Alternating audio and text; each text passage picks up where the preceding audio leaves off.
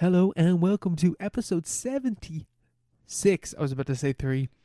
With your boys. Oof, that was close. That was a close call. Sweating after that one. Yeah, that was intense.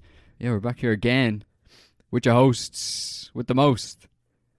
Owen and Mark. Owen and Mark, yeah. we are the most Owen and Mark. Exactly, yeah. We are the we're most extremely us. That's all you'd ever want to be. Extremely Paro. Yeah. How was your week been? It's been pretty good. Good week? Been busy in work. Busy days. Yeah. Busy days. Yeah, you're getting into Feb. Oof, Jesus, yeah. It's been rough. It has been rough, I have to say. So far, my prediction at the start of the year, it was going to be bad. It's turned out pretty accurate. Pretty bang on, yeah. It's actually, I was kind of foreseeing like a little, lip, a little curve upwards. Mm-hmm. Nothing yet. Yeah. Maybe down the line, something will go right eventually. Like, I haven't used the fact that things are open again yet. Have not used that at all. No, you haven't been out to the Haven't pub, been right? out. No? Oh my God. I have not been out past 8 o'clock yet. Yeah, you kind of don't want to be. I was out at the weekend. I was out in town, 2 different locations. One cursed location which I shouldn't have gone back to, which I knew was a bad omen. Bad omens. Bad omen for me. And I went there and it was like too loud. It was too crowded. There were weird people there. Really old guy acting really weird. Not what you want. Yeah. Not what you want. Hot take doesn't sound like a good night. There are no positives there. But, actually there are no positives. Forget it. But we go again and we'll figure out our proper routine. We'll acclimate and find what suits us at this age, at this point in our lives. Yeah, because you're kind of going out with the same mindset as you did 2 years ago. And we're kind of... Yeah. Even physically, I cannot do that anymore. Yeah, no, 100%. On a physical level, I can't. 100%. I had on the Friday. I was in work in the morning on the Saturday, so I was out on the Friday, but I wasn't out. I went to the pub for like 4 pints, and then I had a drink in town. But the next day, I was like a zombie. I was like, it's like I didn't sleep at all, but I had a good I had a solid 6 hours at least. But I woke up and it was just like. You're just not used to it yet. I wasn't. there was nothing spinning. There's no hamster at the wheel. It's just fucking. The lights were on, but nobody was home. I didn't feel good at all. I felt awful all day. That's only 5. Automated. Yeah. That was only 4 pints and like a fucking a Cuba Libre which had no rum in it. As usual. But yeah, no, I think this the 2 years. The 2 years, man. Because I felt like that. I had a few fucking IPAs on the weekend with the boys, Shout out to James. And next morning I was like, not the hungover at all, but just like, groggy. Skagged. It's not even skagged. No. I think it's a form of skag. Yeah, it's a different breed of skag. It's that burnout of work hitting with the touch of alcohol. That's definitely it. It's the tiredness, I look forward to my bed so much these days. Same, man. I don't sleep. I don't sleep very well. I struggle to sleep. That's my problem. I don't sleep very well. I don't sleep. I just dream. I just wandered the other plane of reality. That's it, yeah. The outer lands. I'm not looking forward to going back out. I'll be completely honest with you. No. I'm just like, what a fucking effort. I like staying in. I've just got mad lazy. Yeah. I'm just lazy. It is quite... There are... Like, I do enjoy going out, but at the same time, it's like, when you're kind of weighing up the options, like, I like a few weekends where it's just... I don't feel the need to go out. Don't have to do anything. No. Yeah, I can just sit in, just like sit in my room. Go back to lockdown. Yeah.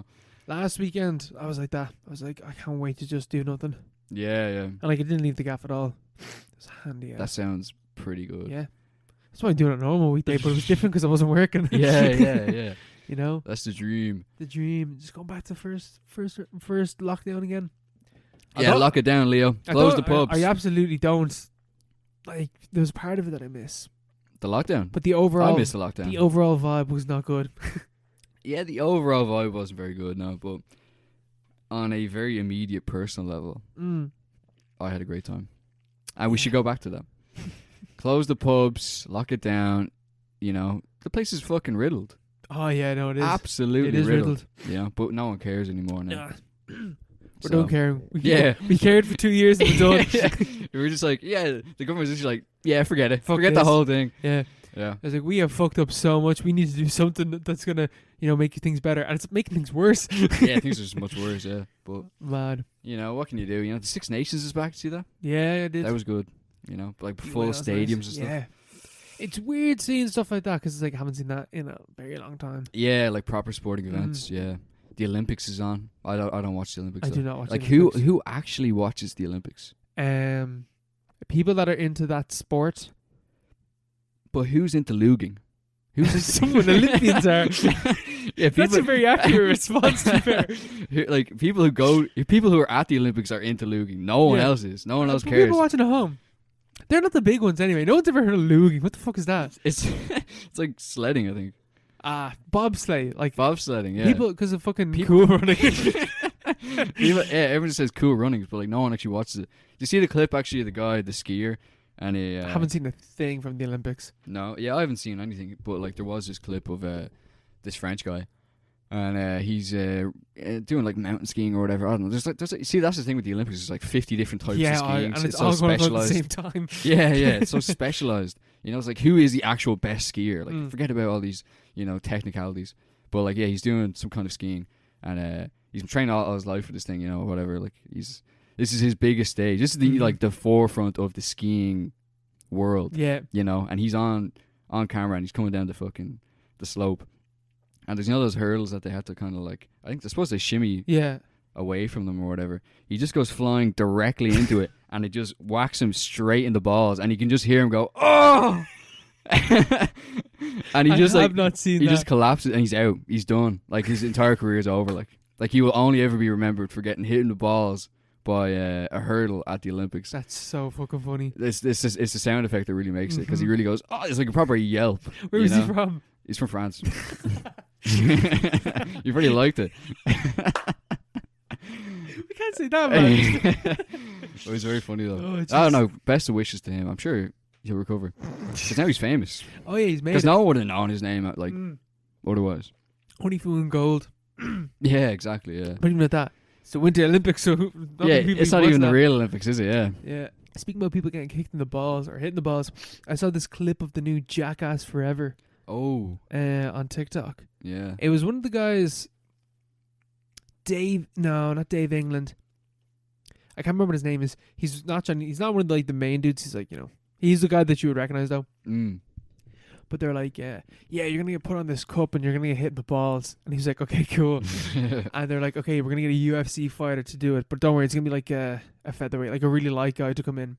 They get the UFC heavyweight champion to come in. And it's like, okay, you're just going to hit him in the balls, right? And he hits him in the balls. And he hits him like pretty hard. Not like he's going for a knockout shot. How exposed is this guy?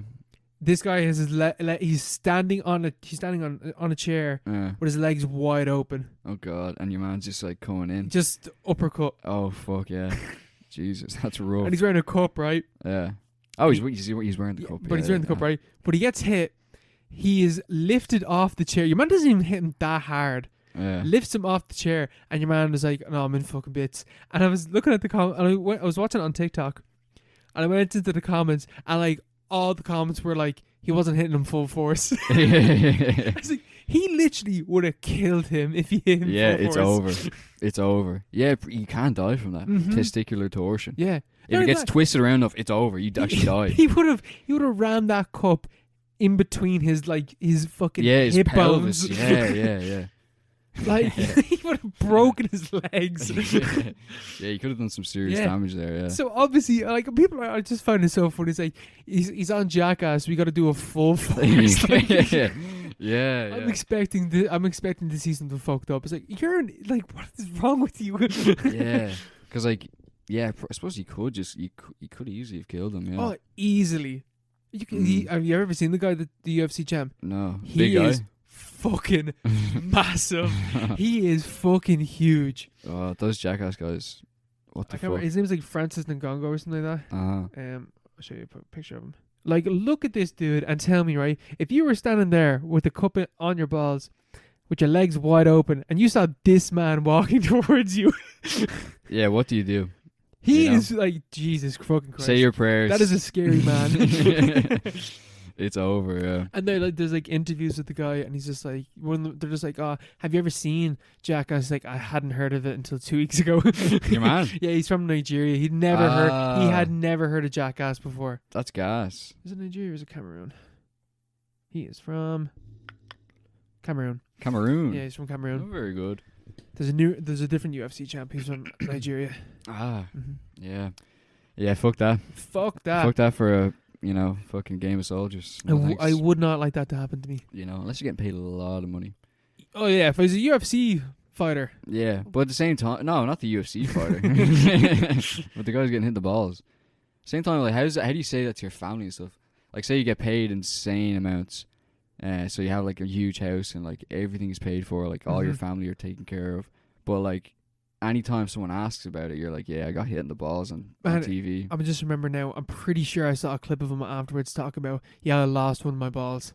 He lost one of his balls from that. From that. Actually, I think I think I like the TikTok, but I'll show you if I can.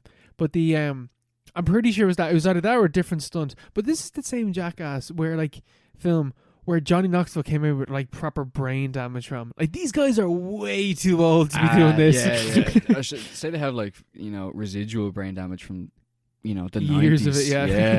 Yeah. I'm pretty sure we've talked about it before. You've ever seen that video where Steve-O jumps off the balcony and smacks his head because he's trying to jump into the pool? I've never seen the video, but I've seen him talk about it. Yeah. And he just, because it's really ugly, because he misses the pool and just smacks his head off the tiles. Grim. And there's like, they all his mates are there filming it because they're expecting him to land like in the water, and they go down, and he's still conscious, but like he's covered. There's like blood. A pool of blood like pooling around his head, and he just turns around and he's like, keep filming, man, But like, he's like, that's a brain, he's not gonna last. No. That's what I mean. That is fucking grim. Jesus. And he wasn't even getting paid for that. No. Because they used to just do mad shit just for the fun of it. Like, here's a fucking video. This is just them on a regular night out, right? Well, a regular night out. This is them with the UFC or the WWE guys. There's Wee Man getting picked up by Brock Lesnar and about to be body slammed into a table just in the middle of the restaurant. And like, they just like, that's just them on a night out. Like, that does look fun though. I would love to be picked up by Brock Lesnar. I'd love to get body slammed by Brock Lesnar. I'd say it hurt like a motherfucker, but it'd be worth it. Yeah, it does. Isn't the whole point that it doesn't hurt with wrestling and stuff? No, it does hurt. Like, does it? Yeah, there's no way you can't like get body slammed onto any form of a mat and it not hurt. But like, I don't know. Yeah, I suppose it doesn't hurt as much as they make it look like it hurts. Yeah. But it still fucking hurts. WWE is so weird. Oh, it's mad. The owner's son, right? He came back for the Royal Rumble recently, and Shane McMahon, and there was a really bad Royal Rumble. People hated it, and after 2 days later, Shane McMahon gets fired from the WWE because it came out that he had tried to book and write the whole Royal Rumble about him and make him seem like the best wrestler in the world, and for the Royal Rumble to be about him, even though he wasn't going to win it. What? Yeah, so his dad fired him. You're fired. Like. He's like, you're gone, man. That's like, because they're in with the Trumps now, aren't they? That's like something the Trumps would do. What's her name? The fucking owner, Vince McMahon's wife. I can't remember. Isn't she completely disagree with him? No. They have a feud together or something. Yeah, but like that's in like the storyline, but like not in real life. They don't. But like she was on Trump's cabinet. She was in his cabinet a bunch. His cabinet. His cabinet, like they're like she had a position in the U.S. government. Yeah, or something like she had she was on an advisor. Or something like that. She was a committee. Trump, like she was an advisor or something like that. But because she went for senator years ago in like the early 2000s, and she didn't. I don't think she could even run because they played a clip of Vince McMahon in the ring with one of the female wrestlers making her strip and bark like a dog. Yeah. That is something that happened in the WWE in the 90s. And they played that clip. And that just ended her senator run immediately. In the 90s. But then Trump does that and you're just like... he just won the presidency. See, if it was Vince McMahon, it'd be okay. Yeah, I suppose, yeah. It's like, oh yeah, that was gas, wasn't it? Yeah, fucking hell. WWE is a very strange company. What a circus, That family, because people compare that family to like the family in Succession. I suppose, yeah, it is. Yeah, Yeah. like it A because more like, yankified version, I suppose. even like like how the family structure is as well. Because you have the owner of the WWE, Vince McMahon, buying the company from his dad when he's younger, and just buying out all the competition, like everyone, and forming the WWE, and then making his kids take part in the WWE and be like wrestlers and shit.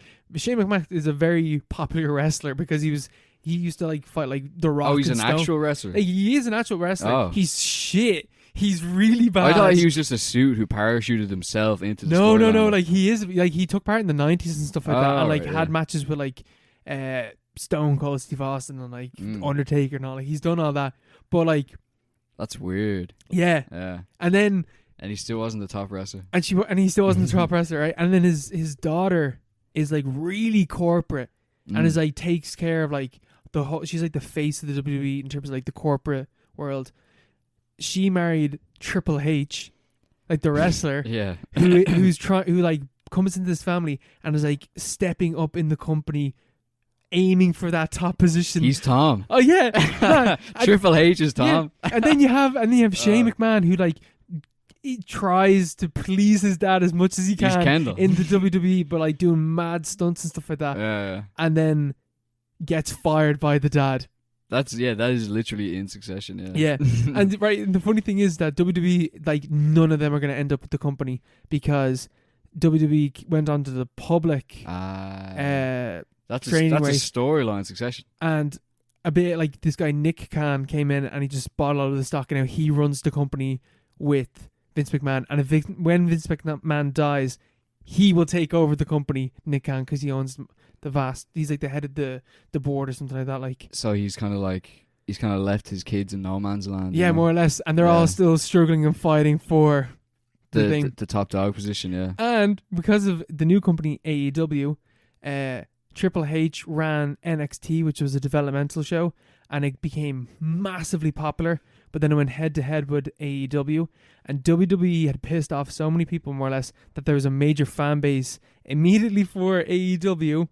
AEW beats NXT in the ratings. NXT gets brought to a different Time day, slot, yeah. gets changed completely, and all the guys that Triple H brought in with him are all fired.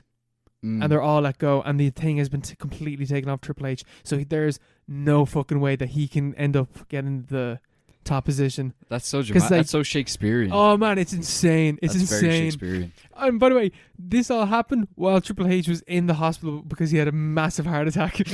Hey, how old is he? Yeah. Oh, he's in his 50s or something.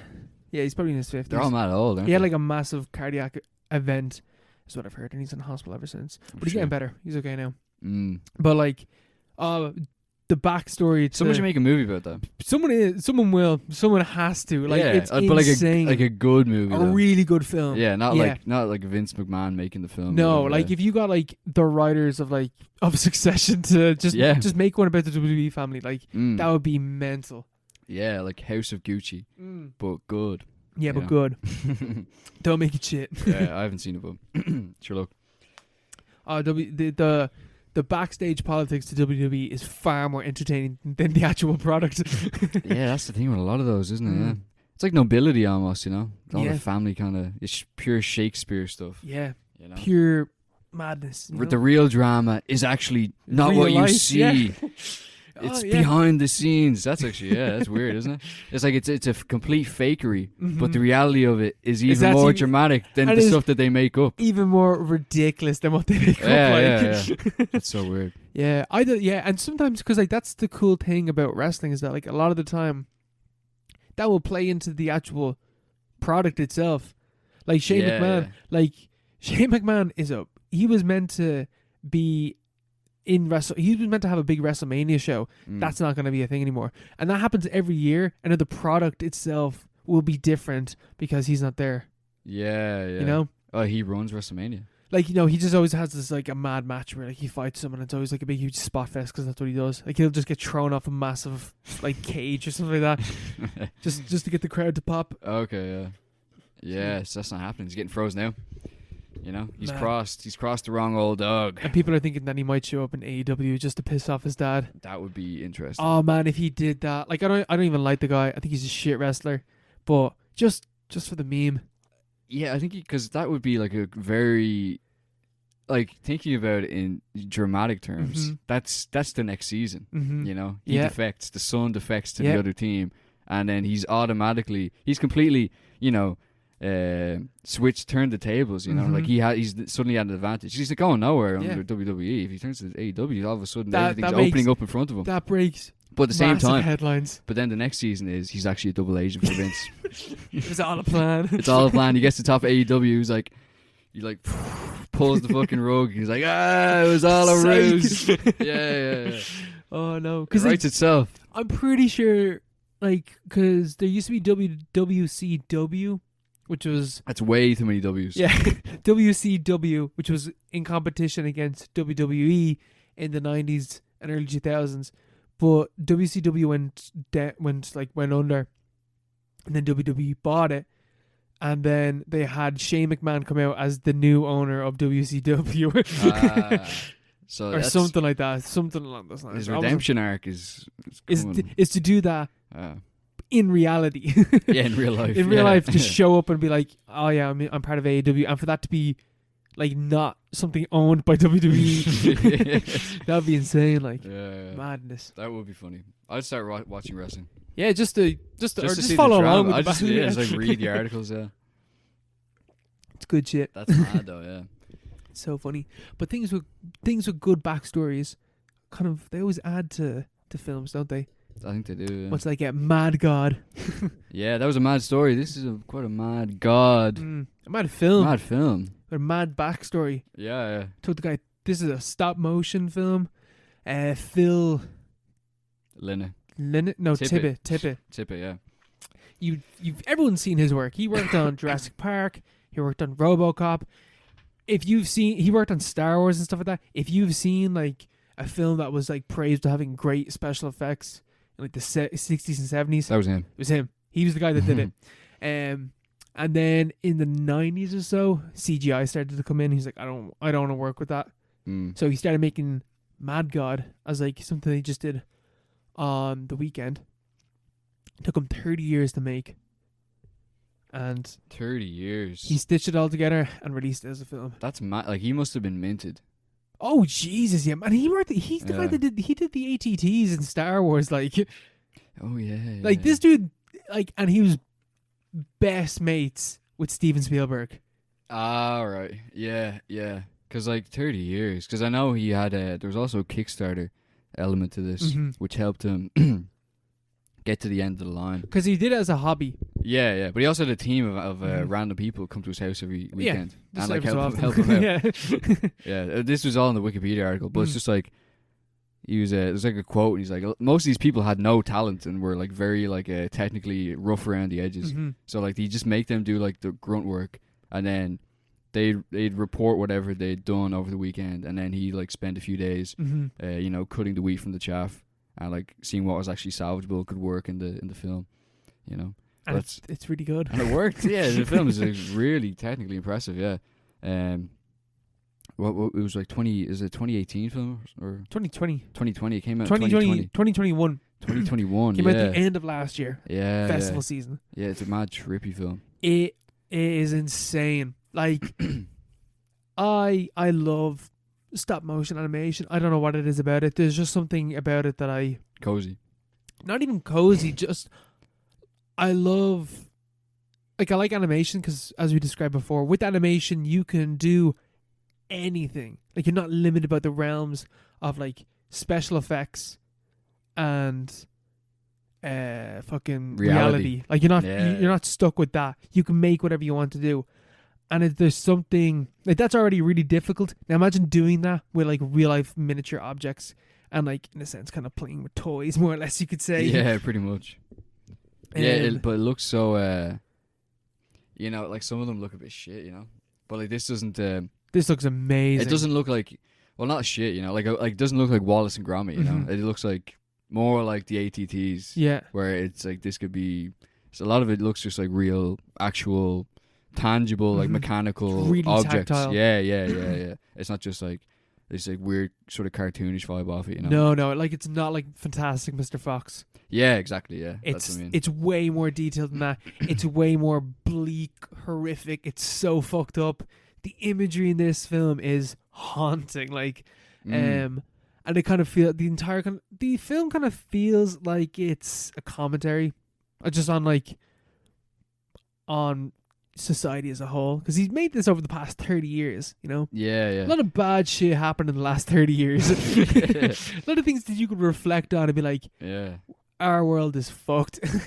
Yeah, I'll just read out the synopsis because it's kind of hard. Yeah. Like, a corroded diving bell descends amidst a ruined city, and the assassin, the main character, emerges from it to explore a labyrinth of bizarre landscapes inhabited by freakish denizens. There's basically no dialogue in this film either. No, there is not a single line of dialogue. Yeah, there's just sounds. Yeah, and stuff. just sounds.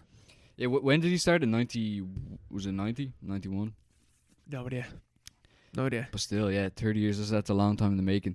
I wonder what does it mean? What does it mean? What does it all mean? You know? Diving down into the underworld, all these freaky kind of mole people running around. You know, these freakish denizens.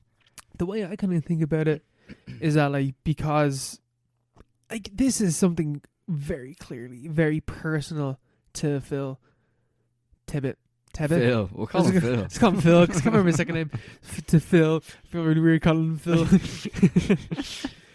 He's a friend. He's one of the Friend of the pod. He's a new friend of the podcast. Like, this is something that took 30 years for him to make. Obviously very personal. Made because the industry that he was a part of changed and was going in a different way that he was a master in. Yeah. And he ends up just making this that is like, there are so many different forms of animation in this thing. Stop motion, like the use of the same kind of technology that he would have made with or used for the ATTs and, like, you know, that's kind of special effects, like different modes altogether. Not a drop of CGI in the entire film. There's not one thing in the film that's CGI, and it's all Phil making this film. And it's all Phil. It's all Phil. Like, and he's the mad god in a sense that made this film. Yeah, is that actually what that means? No. That's just how That's how I interpret the film. Like, that is good. And like, it's a mad fucked up area at the end of the film. Because I know that you didn't watch all of it, but like, you don't really need to have seen that. You got it. Yeah, I kind of got it. Yeah. And like the middle half is a bit slow because it doesn't have the mad visuals as much anymore, but it's still vibey as fuck. It's still great. At the end of the film, it turns into, like, the world gets destroyed really quickly, and like there's this whole imagery of like clock's not ticking forward, and when the clock eventually does tick forward, bombs go off, like the universe is destroyed.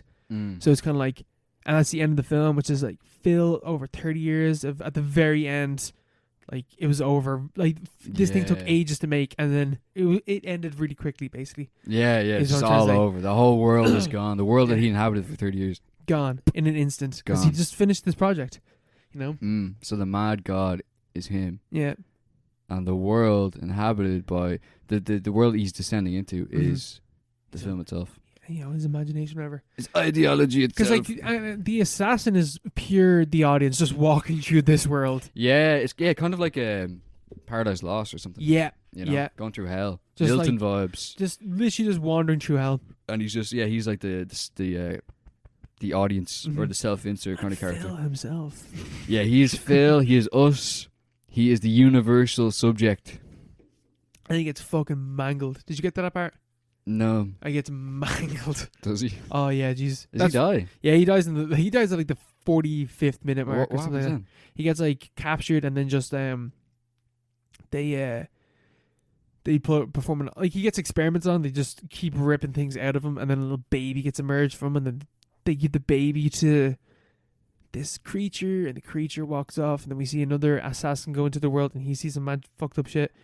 Then he just is gone from the plot. They just stop. It's just like they just drop that plot line. And then the baby gets mangled into dust, and the dust gets blown into a vortex, and then the vortex makes the clocks go forward.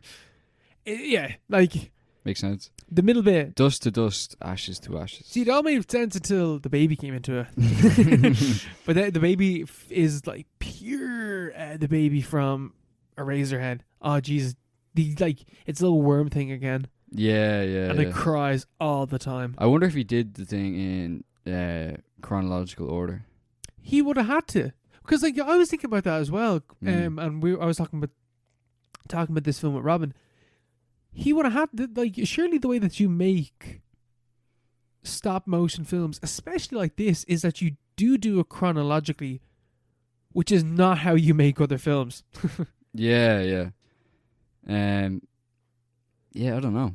Because, it's over 30 years. But, you could do it. But, you'd have to, the script would obviously be evolving, over time. Because you'd be I don't want to do that. But, that also makes sense because it's very segmented. He goes into one place and it just pans around and you see stuff there. And then he just moves on to a completely different location. Yeah. And it's all new again. Oh, right. And then we look around that and then he moves on to the next place. Yeah, so it's already kind of like modular. Yeah. Different levels to it. I never even thought about that. Yeah, he's literally like transcending, like going down the steps through hell as well. Yeah, the circles. Satan. He is Satan. Yeah. The universal subject.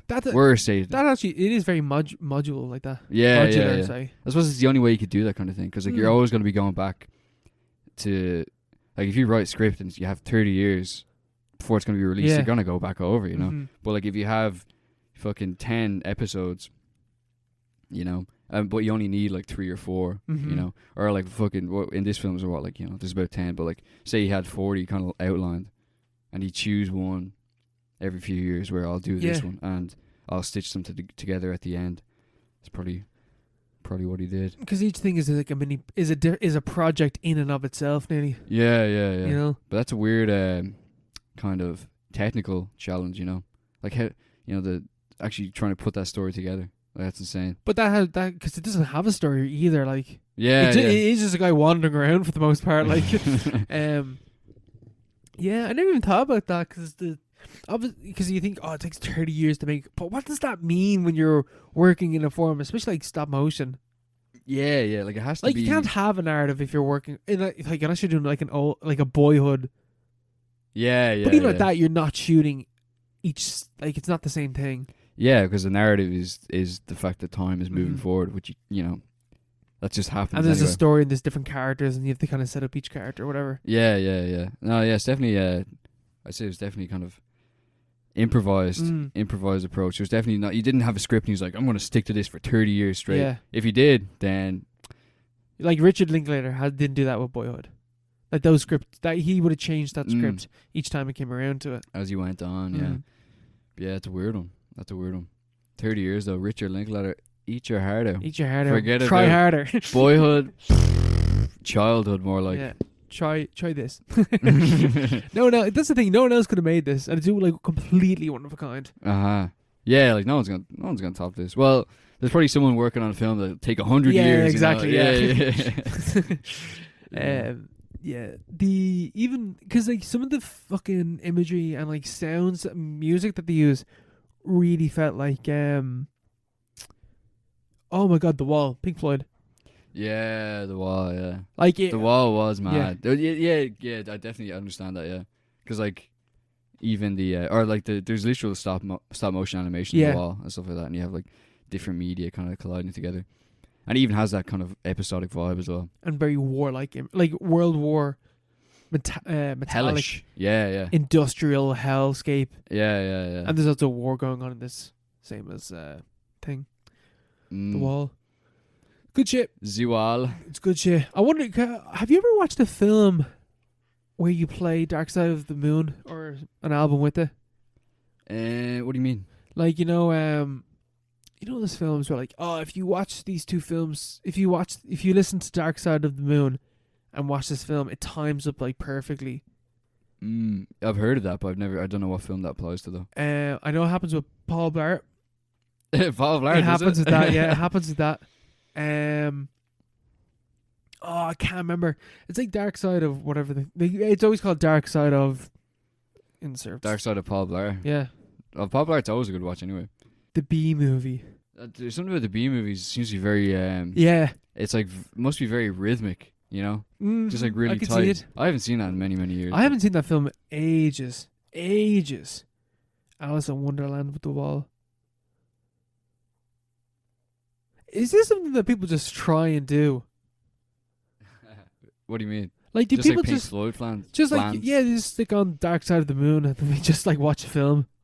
Yeah, maybe. I think that'd get kind of boring, wouldn't it? I might try B movie and it's gonna be recommended film for episode 80 or whatever. Try it with different albums and stuff, you know. Yeah,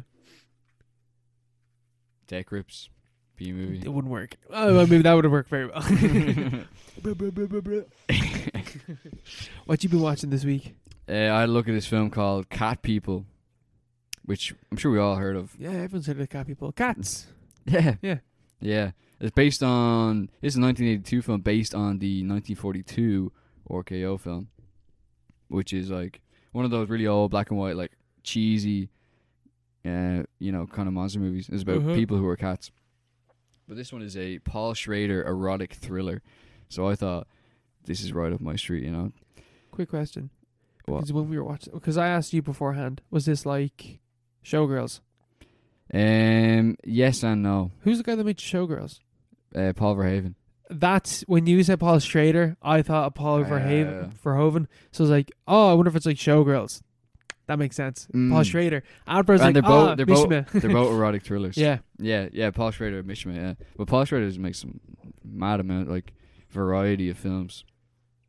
But have you seen First Reformed? No.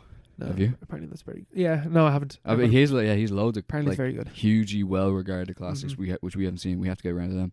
That's all. I was trying to start doing that with Cat People. But yeah, it's like an erotic thriller in 1982. It stars Malcolm McDowell. You know, the guy from. Not a good sign.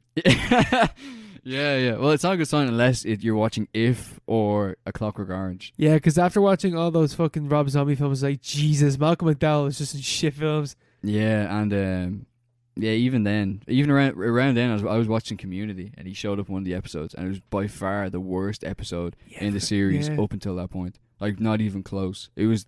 I didn't laugh once. No, not once. He's like he was in a film. Have you heard of that film Caligula?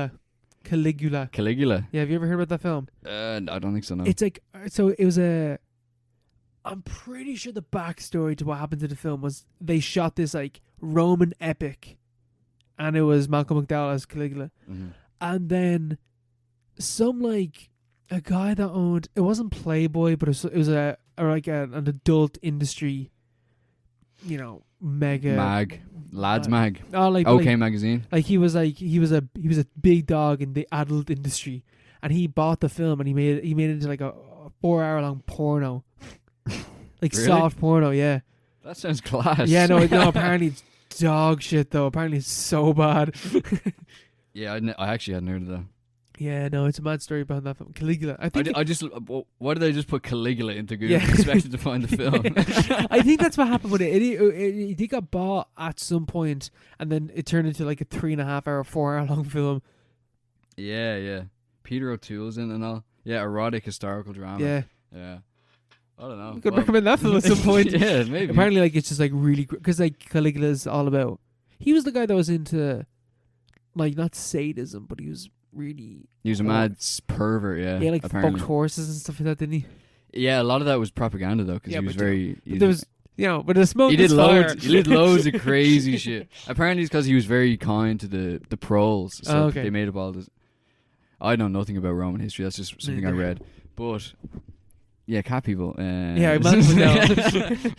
Malcolm McDowell is in it, and he is one of the Cat People. And there's also Natasha Kinski is in this film, who is the daughter of Klaus Kinski, and you can kind of tell because they have the same face, and they look mental. Yeah, they both kind of have that vibe. It had that edge, the eyes. That edge. Yeah, it's in the eyes. And she is the protagonist basically, and she's a cat person. And the film starts off as a furry. It's basically a furry, yeah. But like it's more like mystical. It's like, like magic furries. yeah. Magic furries deep in the human psyche and stuff. Because the film opens in prehistoric times, and there's a woman, there's a fair maiden being sacrificed to like or she's being tied to a tree and sacrificed to panthers. And that is a shit one. yeah, that's not great. So she's been sacrificed, and then we cut to the modern day, where we have this girl Irina, and she's moved from Canada to New Orleans, to be closer to her brother Paul. So Irina is Natasha Kinski, and Paul is Malcolm McDowell. So they're related, and they're also both secretly cat people. Okay. The thing is with cat people, basically, I'm just going to cut to the chase. The thing is with cat people is they're this kind of ancient race of like cursed beings, basically. Like the ones that we met in Scooby-Doo on Zombie Island. Yeah, really like that, yeah. Yeah, we have these really cool like transformation sequences as well, which were like are kind of reminiscent of that. Wait, sorry, is this... They turn into cats. I don't know why I thought that this was about... Maybe because I thought that... What did you think this was? I don't know why in my head, I just keep thinking that like cat people... Because when I looked up earlier, it looked like they were like a show... Like it looked like showgirls, like they were on like Broadway. Yeah, the poster looks like fucking... it looked like it was a musical or something.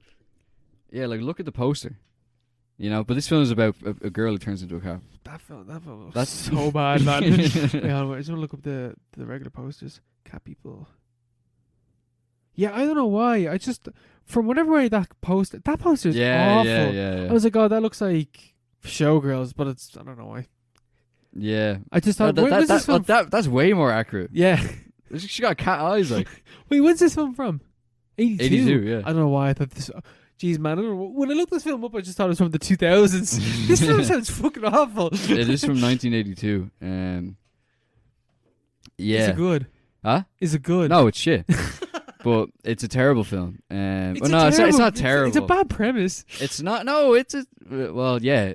No, see, that's the thing. It's a werewolf film. Yeah, I don't know. Well, like basically, I have to get this out. Sorry.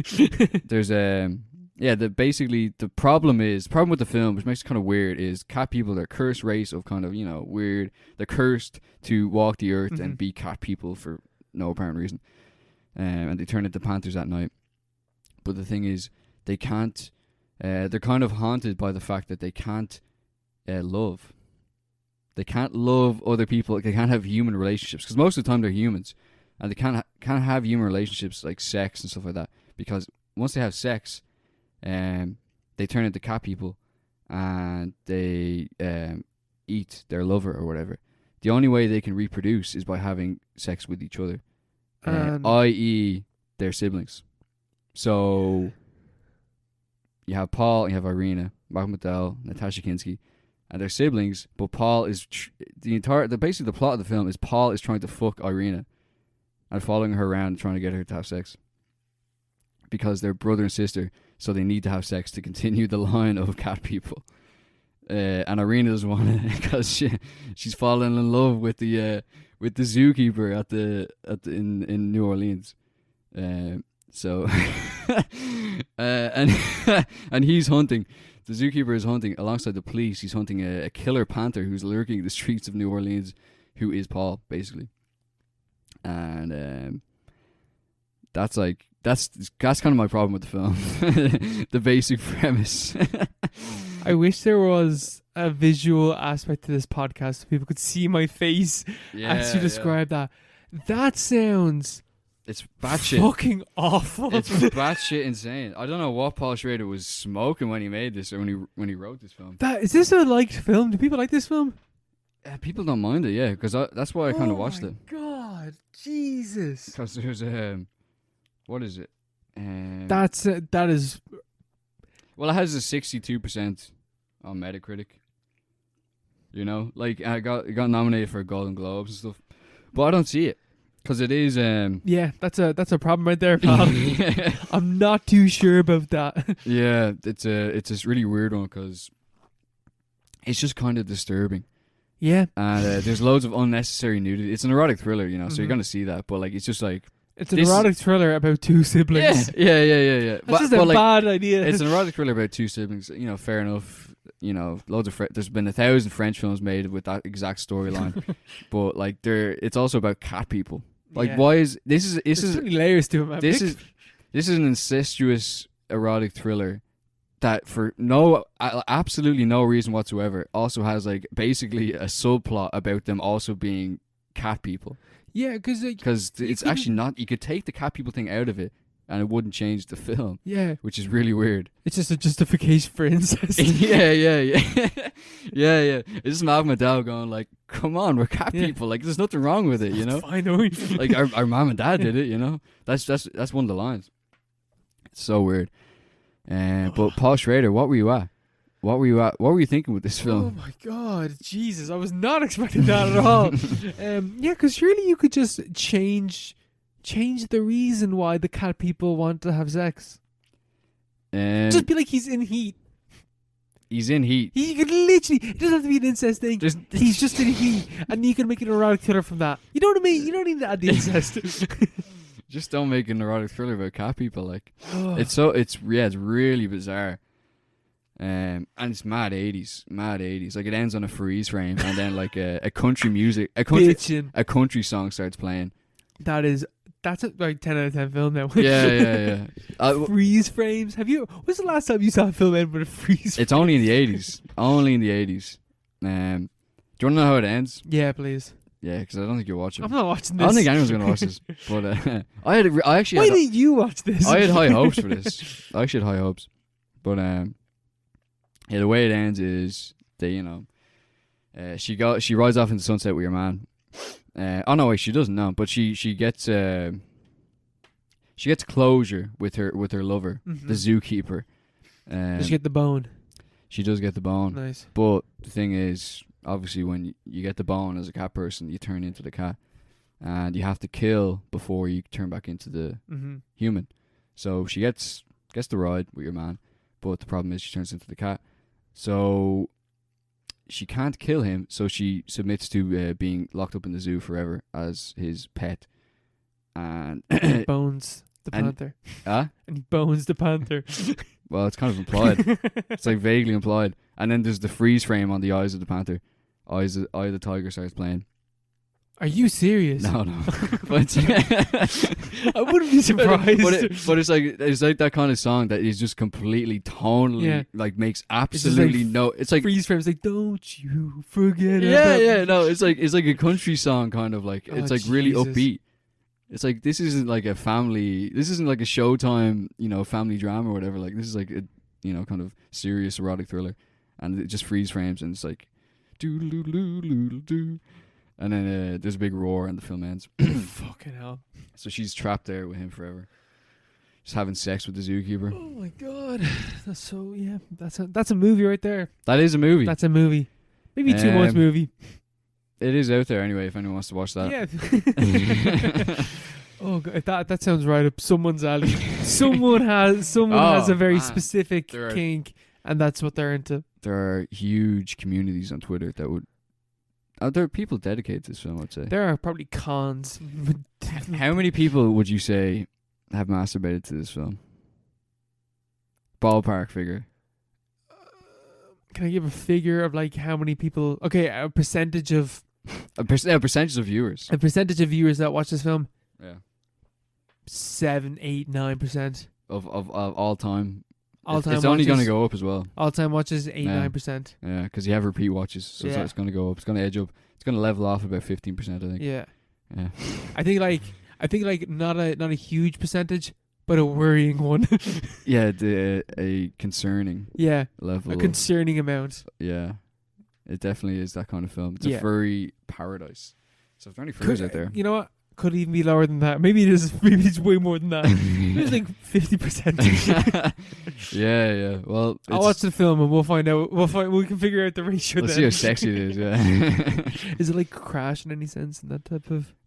Because I'd say the percentage. The poster I was talking about reminds me of Crash. Yeah. And there is kind of like, see, we wouldn't even watch erotic thrillers. So like any. Why the fuck would I watch an erotic thriller? Yeah. Like, that's not even. I hate watching films like that. Like it's the same as watching Crash. I hated watching that. Yeah. Just because, like, oh God, if someone walks in, I'm going to have to explain. Yeah. Man, yeah, I watched this in work, and there was a scene that came up, and like you know, it's like animalistic sex. And I was like, I set to pause it, and I was like, I'm gonna go on my break. Cause it's like, wait till the office is less busy. Like, this is untenable. I just like I just like had no headphones in either, just playing. Yeah. Everyone's like, what kind of video is that? Oh Jesus! Oh God, he's on the bad stream of YouTube videos tonight. Yeah. Straight to a therapy session. Yeah. I can't believe what I've seen. Just watched a really weird movie. But we've heard some worrying complaints about your noises coming from your computer. But yeah. How many? So in a similar sense to cat people, what percentage of watches of Crash do you think have people tugged to? Oh, that is a good one. I think it's a way higher percentage. I think it's at least in the 20s. Oh, high, yeah, because there's way more sex in Crash. Yeah. First of all, and it's way more like Crash is more relatable. You know. I mean, I would fuck everyone in this film. Yeah, I fuck everyone in this film. Yeah, whereas cat people, it's like it's kind of it's more of a niche thing. You know, you have to be into something else. Yeah. Yeah. There's some disqualifiers there. Yeah, it's definitely way higher for It's Crash. higher ask. Yeah. There's a higher bar for entry. But that makes it all the sweeter. Yeah. At the end of the day, makes the fruit riper. Exactly. Yeah. We go for a break. We'll go for a quick break, lad. And we are back from the break once again. We're back. Back once again to talk about a few more movies. A few more. Like the one I watched today, Cam, from 2018. This is a film about cam girls, basically. Oh, nice. And it's a psychological horror film about cam girls, about getting lost in your online persona taking over. You know? Yeah. What does that mean? Your the fake you that you project onto the world taking over, and you don't recognize it anymore. It's like Perfect Blue. It's like Black Swan. It's like a lot of films. Yeah. Always good though. It's a good theme. It is relevant. Always relevant. Always relevant. These days. Best done in Perfect Blue. Yeah. But because that was done what 90 mid 90s, wasn't it? 94, 95 or something. Yeah. Something like that. Prescient. And like does it really, really well. But like Cam Girls is good, and like in the opposite sense, I would say, to Selfie Man, which I talked about last week, about a film that did not know about the topic that it was based on. Like Cam 100% understands the internet and understands like the cam girl kind of industry. Or at least I get the sense of that, because it's written. It's a story based on or written by someone that was a cam girl. Like it's a. Oh, that's good. It's like loosely based on something like that. Yeah. So it has that based on a true story. Yeah, based on a true story. It's but like it's about the experience of being a cam girl by someone, or like influenced by someone that was a cam girl. Someone who actually, been there, done that. Like someone got the t-shirt. Someone that's on the Wikipedia page was a cam girl. Is what I'm saying. Like, okay. And it does that, like that persona very well. What happens is that like we're introduced to Alice. I'm gonna call her Alice. I can't remember her name. There's Alice and then there's Lola, and Lola is her online persona as the cam girl. But she does really fucked up kind of videos.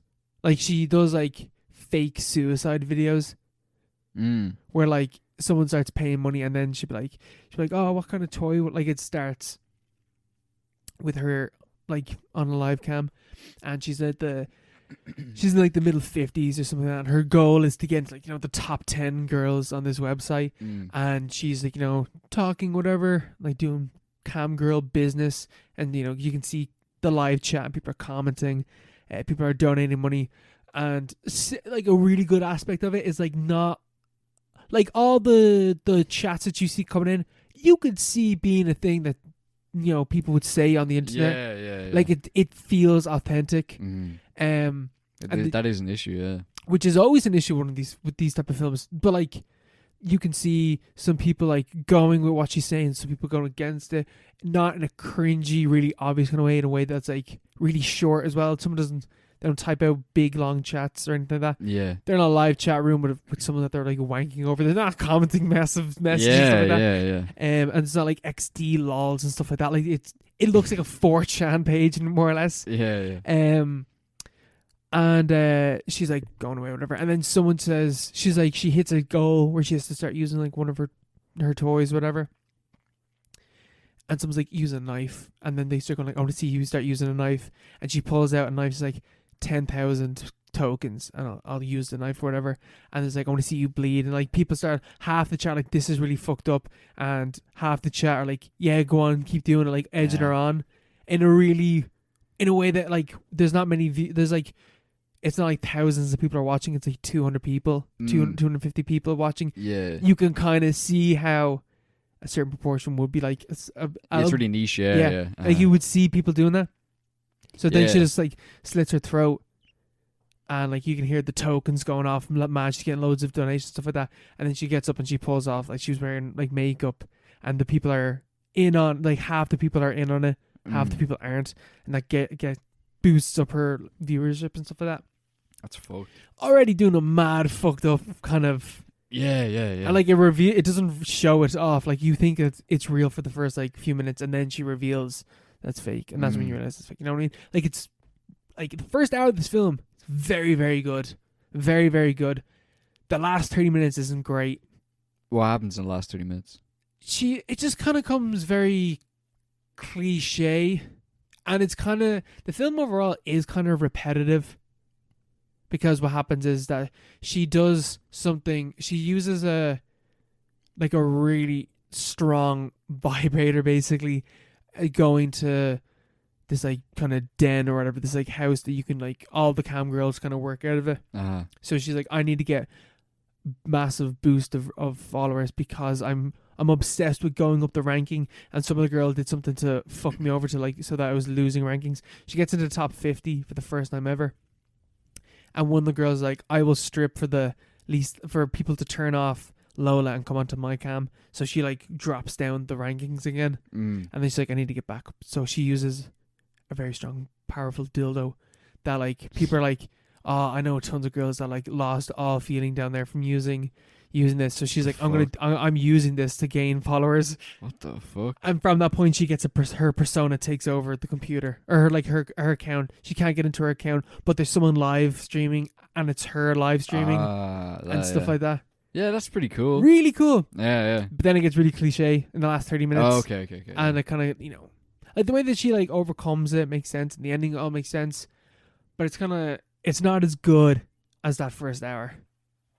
That is a good setup. Yeah, great setup. It's a good setup. Yeah, it's so specific that you could have fucked that up. Yeah. It's just, it seems like a really easy thing to fuck up. Yeah, but they do it really well. Yeah, obviously the writer knows what they're talking about. And even like the panic of like not being able to get into your account, they capture really well. Oh, really? Yeah. That panic of like, what the fuck? Why is this not working?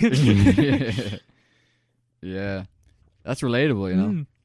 Sounds like there's something in there for everybody. There is. Oh, yeah, there is. And like, they can't, like, you're kind of like the whole time like, oh, like, what is this thing? And it is like a real thing. It's not just, like, at the start it is psychological, but by the end it's very clear. It's a ghost in the machine. But it's not a ghost at the same time. It's her mind. It's something else. Like a third card, like a third party character is like, she's like, you've seen this before? And he's like, I have seen it before. I've seen this happen to multiple cam girls. And she's like, what is it? And she's like, I don't know what it is. It's just something that happens. So like vague enough to be like, it could still be like, it's a psychological state type of thing. Yeah. Like this, like him being like, I don't know what exactly this is, but it is something that happens to cam girls or like famous people online where they lose themselves from they lose their identity and who they're meant to be. Kind of like, but it could also be like a kind of ghost. It could also be, it could also be like a video drum kind of thing. Yeah. Like it is well done. Yeah. That does sound good. Yeah, it is good, but it's also derivative.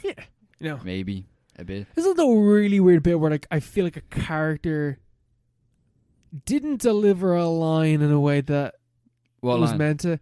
So the mom finds out that she's like a porn star, like a cam girl, and she's like, it's the shame of being like outed and stuff like that. And her family, she does like leaves the house when it happens because of the circumstances, how it's revealed and stuff like that. It's a fucked up, stressful scene. Yeah. Where, like, one of her brother's friends has seen the videos. Ah, right, yeah. Like the worst case scenario, and he's a teenage boy. Yeah, it's only gonna end badly. Yeah. And her mom finds out, and then later on she comes back, and her mom's like, "I've seen your videos." Your mom watched the videos. Yeah, she's like, "You're good." Like she said, like she compliments her over it, like as being like, "I'm trying to be like, I'm cool with this. Like, don't worry if this is what you want to do." Yeah. But yeah, the way that it's kind of delivered, she kind of whispers it, but she's like, "I've seen your videos," in a way that's like, it's like she's getting off on it. Yeah. What the fuck? That's the kind of... That's so weird. That's the vibe that the delivery has. That's the one thing you don't want that line to sound like. Yeah, and that's what it ends up sounding like. Yeah. Oh, that's horrible. Would have been better if she sounded mad. That would have been a twist and a half. Yeah. Like the director just hears her deliver that line. He's like, all right, Let's rewrites. Go with it. Yeah. Let's go, keep going.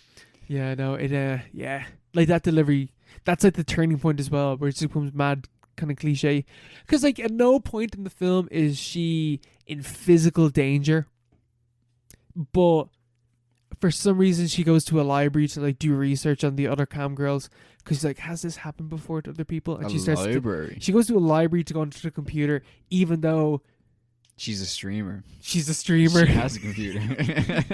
Yeah. She smashes her laptop, but she also has a different computer that she uses at the end of the film. So like, why is she going to a library? And then she like goes onto like a porn site and she plays porn like out loud. Yeah. And a guy turns around and stuff, and she's like, "Oh fuck, shit." And it's like a comedic scene. But why is she in a library? Yeah. It's only because like she's doing research to put her in the library. Yeah. That's the place people go to do research in movies. Yeah. Uh-huh. So it's cliched in that sense. Okay. Yeah. Bits kind of stuff like that. Something.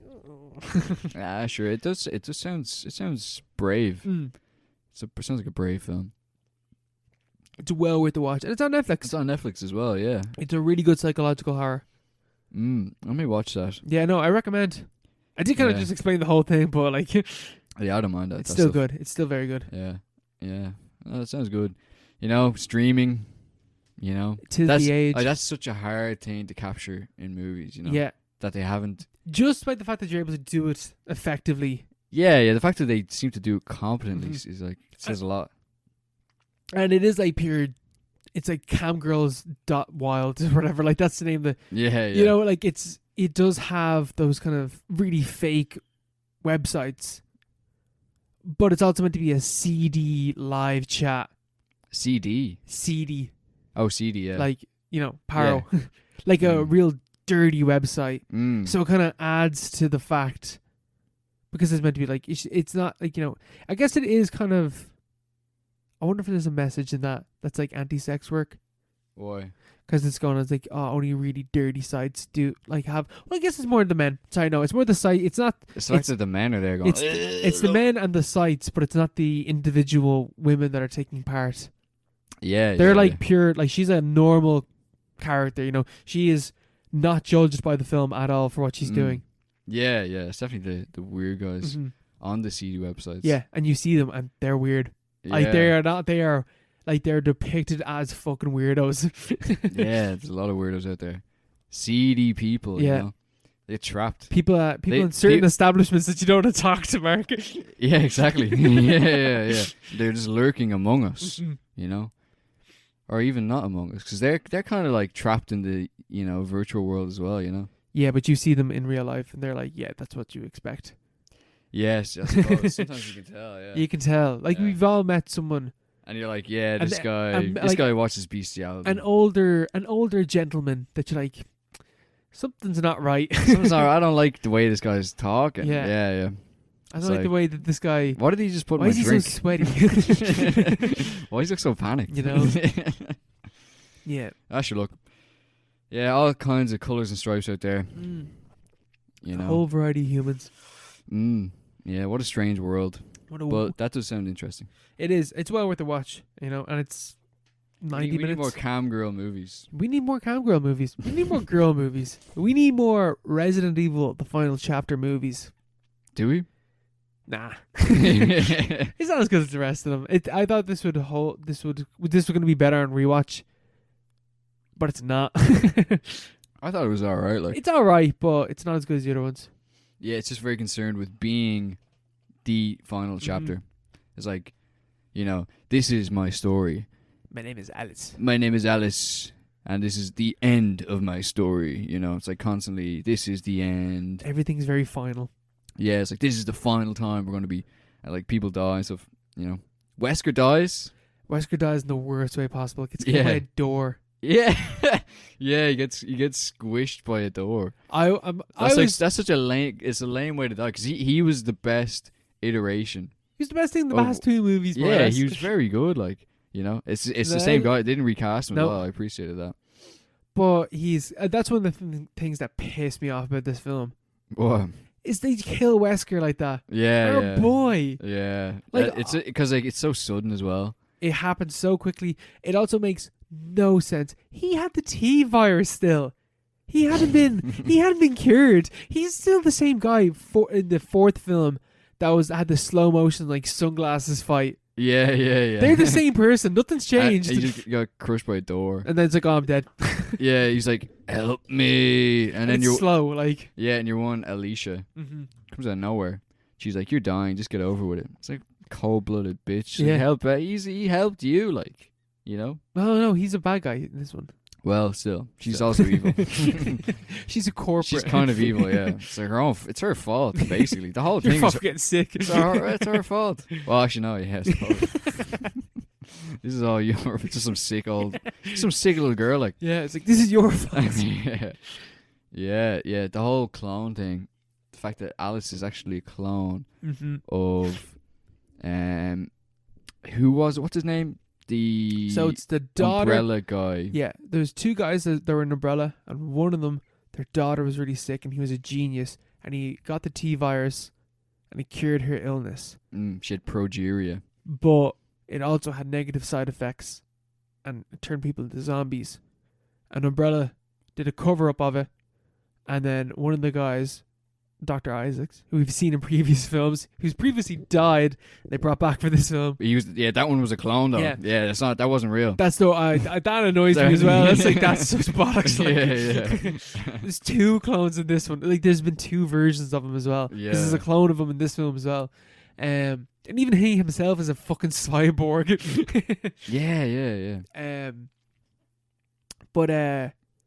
Yeah, so he's just like, we need to cause a flood. Like, we're going to create a biblical apocalypse. A plandemic, you could say. A plandemic.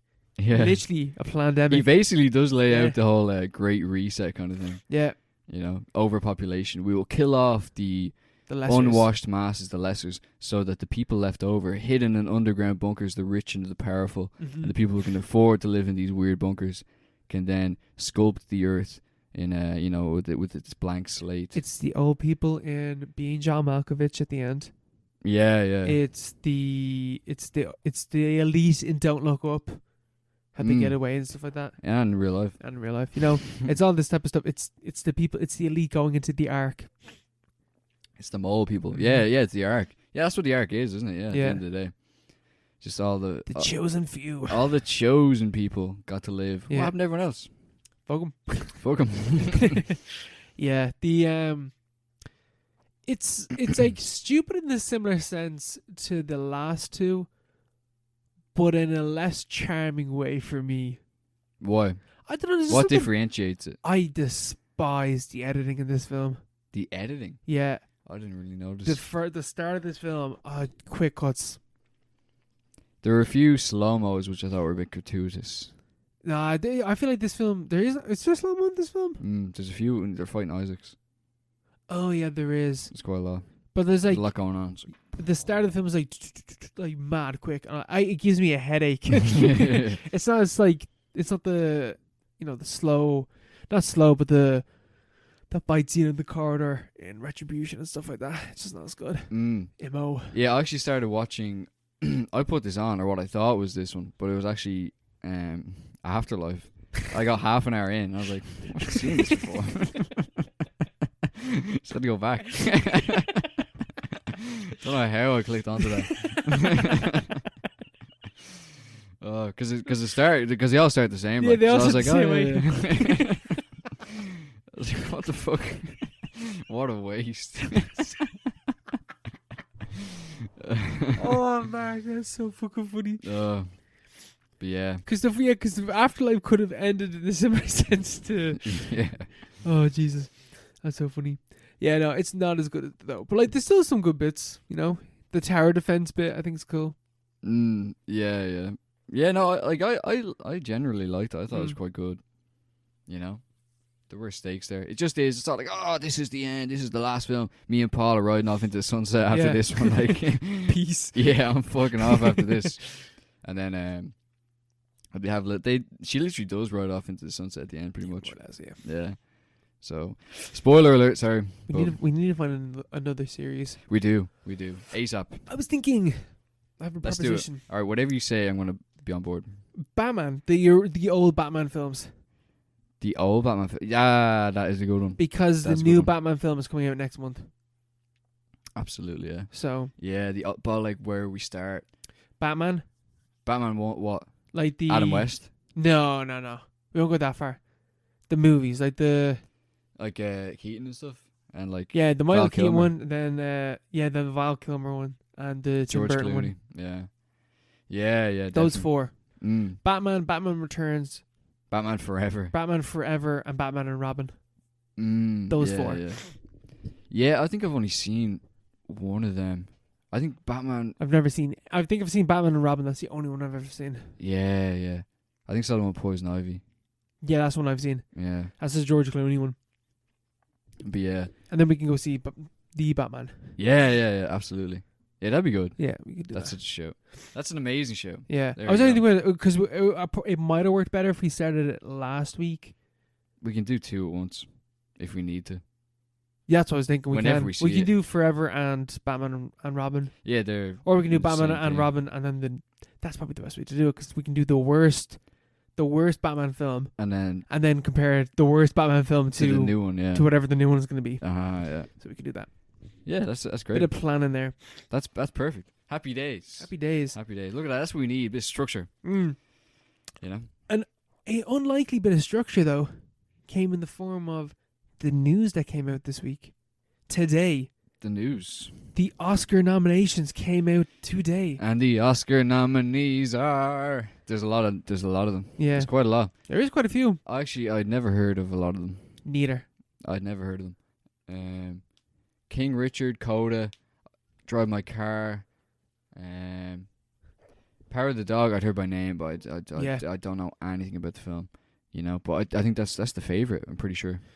These is for It's the Best one- Picture. Yeah, I think so. We got Power of the Dog, West Side Story, Belfast, Dune, Licorice Pizza, King Richard, Coda, Don't Look Up, Drive My Car, and Nightmare Alley. Who's for gonna Best win? Picture. I think The Power of the Dog, Why? just because it seems the most Oscar-ish film. Also because I feel like what directors do we have? Because the way that I always think about the Best Picture is whoever's win Best Picture might not win Best Director. I don't know why I think that. Because I Might don't know not. how much that's been proven. But Yeah, I don't know how that correlates in the past. You know. neither. But I I know. just always feel that way. Mm. And in the Best Director, we get Jane Campion, PTA, Steven Spielberg, Kenneth Branagh, and Hamaguchi for Drive My Car. I think, though, I think Spielberg wins it there. Surely not. I think he does. Come on. I don't want him to, but I think he does. Why? Just because I've seen West Side Story. I just have that vibe. Oh, Spielberg yeah. doesn't really have that, does he? Though that vibe, the Oscar vibe. But it is like, this is a very well crafted film. Okay. Yeah, I don't know. I think did Jane Campion because she was nominated She's won before. She's She's won won before. before. Oh, okay. Yeah, I see what you mean. So I think she's going to win for Best Picture, and Spielberg wins for Best Director. Oh, that'd be so boring, wouldn't I it? guarantee That'd you. be so boring. That's my take. But like that list of directors, like PTA, he hasn't won it before, has he? but this wouldn't be. This wouldn't be the one though. Yeah, this wouldn't. Licorice Pizza. He has though. He won for There Will Be Blood, didn't he? Oh, he did, didn't he? Yeah. I say he did. For best director. And I think that won Best Picture as well. But that's also an Oscar movie. Like. Yeah, that's a major Oscar movie. Yeah. Yeah, that's what fucking Citizen Kane and with oil. You know. With oil instead of news. Yeah. You know, and then because I don't think. I mean, I haven't seen Drive My Car, but it doesn't have the same buzz as Parasite does. You know, that's right. Drive My Car is winning best foreign language film. I don't have that list in front of us, but Drive My Car is the winner of that. Yeah. If it's up for best picture and best director, it's winning neither of those, but it'll win best foreign language. Ah, yeah. Is it up for all three? Yeah. I imagine so. I don't have the list in front of us, but I guarantee you it is. Yeah. Yeah, apparently PTA actually has never won. Really? But he's been nominated 11 times. That puts him up in my estimations in terms of chances. But I wouldn't. I haven't seen. I haven't seen it, but it doesn't look like an Oscar film. Yeah, it doesn't to me. Yeah, it doesn't. Yeah. Yeah, I don't know. I don't want Kenneth Branagh to win. I don't want him to win. No. I hope he does not win. Belfast. I haven't seen it again. Disclaimer. But. You know, you can see it there, Sir Kenneth Branagh. I don't want that. I don't want that associated with our country. Not at all. Forget about it. You know, whatever the film is about. No, thanks. Fair enough. Best actress: Olivia Colman, Nicole Kidman, Jessica Chastain, Kristen Stewart, Penelope Cruz. Haven't seen any of these films. Yeah, neither have I. But Kristen Stewart, Spencer. Just for Twilight. Give it to her. Yeah, they love Diana as well. Yeah. Americans love Diana. They do. A lot of people apparently she's great in it as well. But she's also great in it in the sense that I don't know if she'll win because it's like Twitter. Twitter film wants her to win. Or film Twitter wants her to win. And as a result she will not win. Yeah, probably, yeah. Yeah, it's like the weather vane always pointing in the wrong direction. Yeah. So it might be Nicole Kidman. I don't know.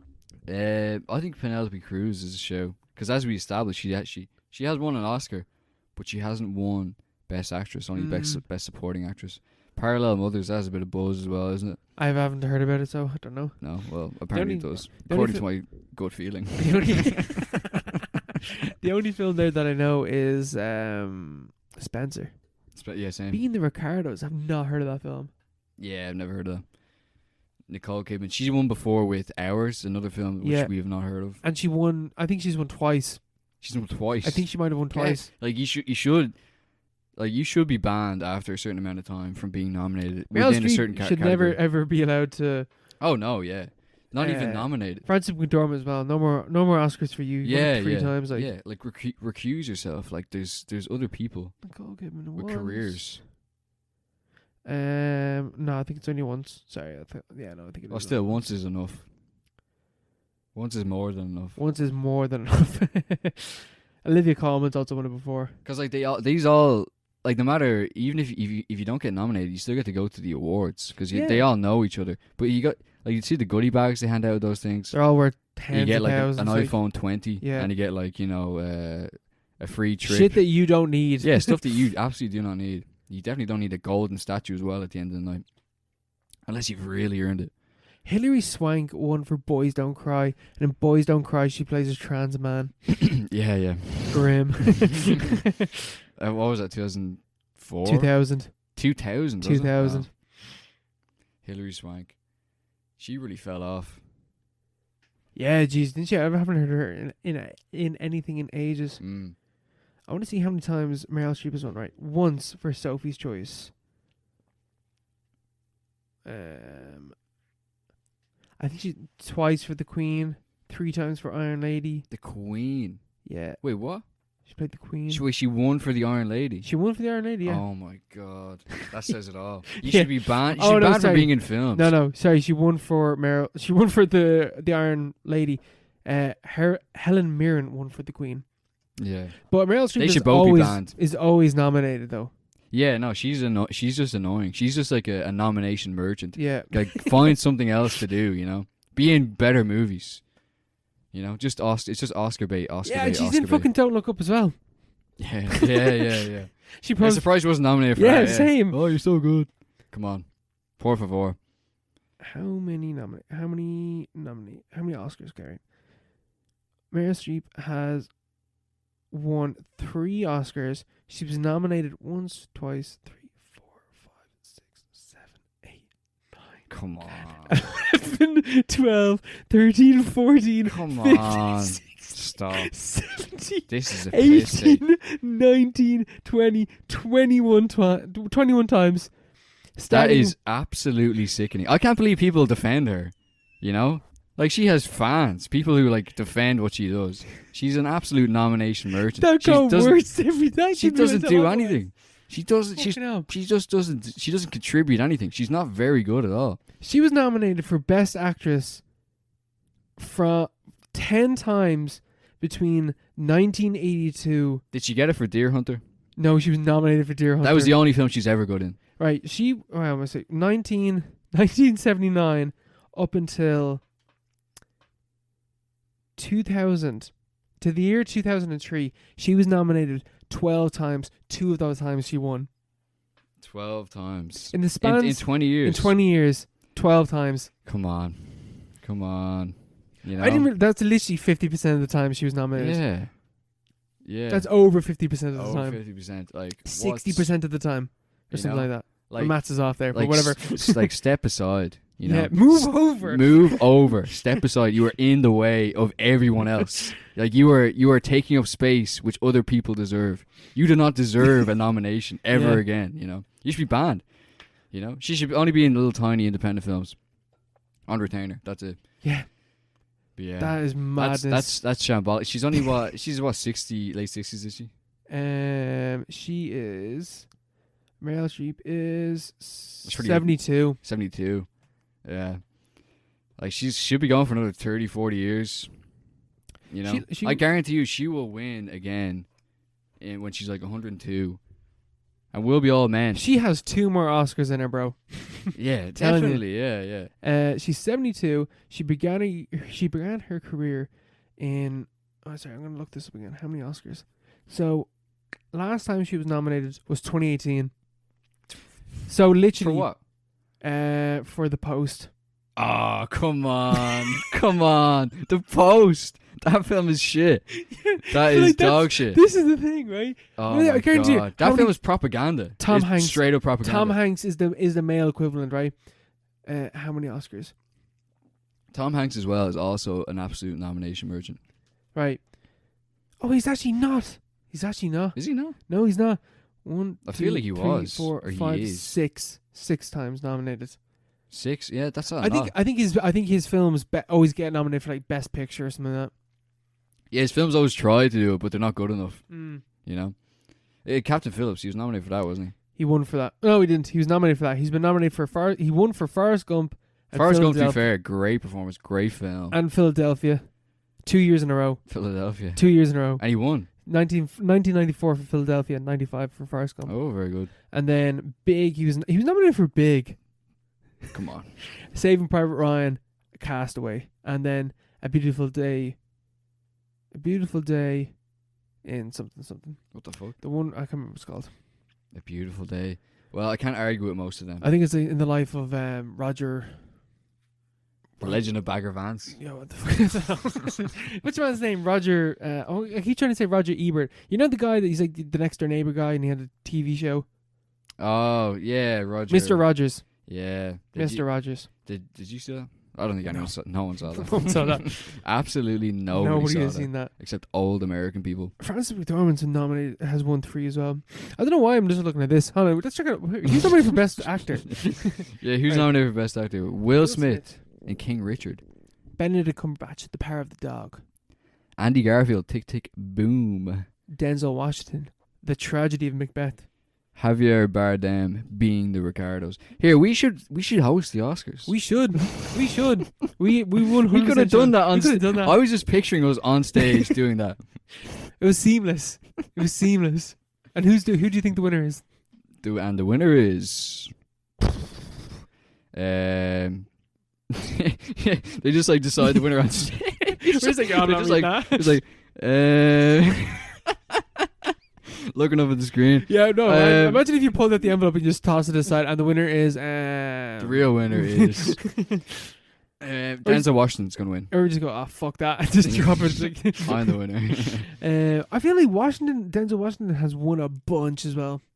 But he is a great actor. He is, fair. And he deserves his accolades. Like, he's a genuinely amazing actor. How many Oscars? I feel like he hasn't won enough, relative to people like... He's won twice. 2 Academy Awards, is he? Best actor? Yeah. Well, he has won enough then. He's had enough. He's won Best Actor and Best Supporting. Yeah, so forget about him. Yeah, fuck that. Andrew Garfield, let him in it. Will Smith has had a rough year. How about we give him a... give him a golden payoff? Has Will Smith ever won an Oscar? No way. He's a popcorn guy. I feel like he is, but he always does roles. Like £7. Like £7 and that film about the NFL concussions and stuff like that. Yeah. Yeah, they love though. Yeah, it's like, meaningful social stuff. But also Ali, popular. literally. Ali, yeah. Wait, he won for that, yeah? No, he's been nominated for Ali and The Pursuit of Happiness. The Pursuit of Happiness is such a silly And he's film. a producer, so he got nominated for King Richard as producer as well, I'm pretty sure. Benedict Cumberbatch in Power of the Dong. Power of the Dong. He's already won. Fuck him. Yeah. Fuck him. Javier Bardem. He won Best Supporting for not There Will Be Blood. No Country for Old Men. No Country for He Old won Men. that, yeah? Yeah. Yeah, he's look. That's wife and husband have been nominated. Bit suspicious. It's not the same film either, because he's in the same film as Nicole Kidman up there, being the Ricardos. Oh yeah, that's weird. Yeah. Yeah. That's awkward. That's so awkward. I hope Andrew Garfield wins. He's not gonna win. It's gonna be Washington, or it's gonna be Will Smith. No. Tick tick boom. No, I'm not watching that. Yeah, fuck that. No. Is that a musical kind of thing? Yeah. Yeah, fuck that. It's about the guy that made Rent. Rent, what's that? It's a musical. And it died. He died before it was on Broadway. He didn't see the massive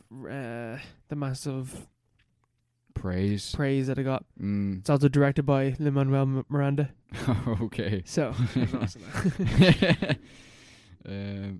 cinematography, Licorice Pizza, Paul Thomas Anderson. Oh, sorry. I was reading the wrong one. Best original. See, this is what happened if we were to do the Oscars. It was like, sorry, I was reading the wrong one. Yeah. This is what would happen. Different categories. We got a question later on. Liam asking, can the Paro Pod do like a form of like of awards? I feel like we might do that. But this is what's going to happen. Yeah, we should. This is what's that's going to happen. That's a great idea. Yeah, we'll do that. We'll do that. That's for the questions. Yeah. Whenever the Oscars come up, we'll do that. But this is what would happen if we were to actually do this, where I'd read Best Original Screenplay and read Best Cinematography. Yeah. So, Best Original Screenplay. Licorice Pizza, PTA. Belfast, Sir Kenneth Branagh. King Richard by Zach Balin. Don't Look Up, Adam McKay. Story by McKay and David Sirota. The Worst Person in the World.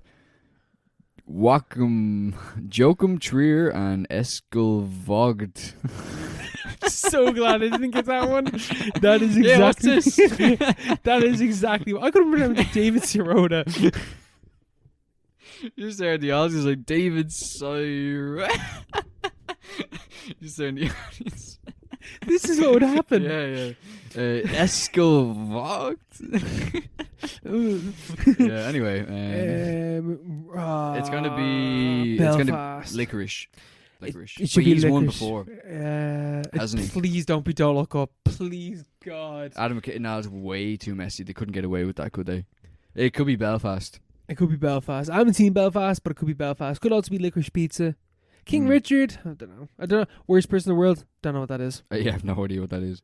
Belfast. It's Kenneth Branagh wrote it, directed it, and it's based on his childhood. He's shoo-in. He's the front runner. If he doesn't win this, he's throwing it away. Well, he's not winning Best Picture and he's not winning Best Director, so maybe they'll give him Best Screenplay. Yeah, probably. Yeah.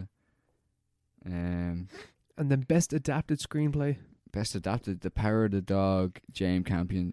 The Lost Daughter, Maggie Gyllenhaal. Coda. Wait, what's it? So glad I didn't get this. Seeing Hater? There's 3 names in this.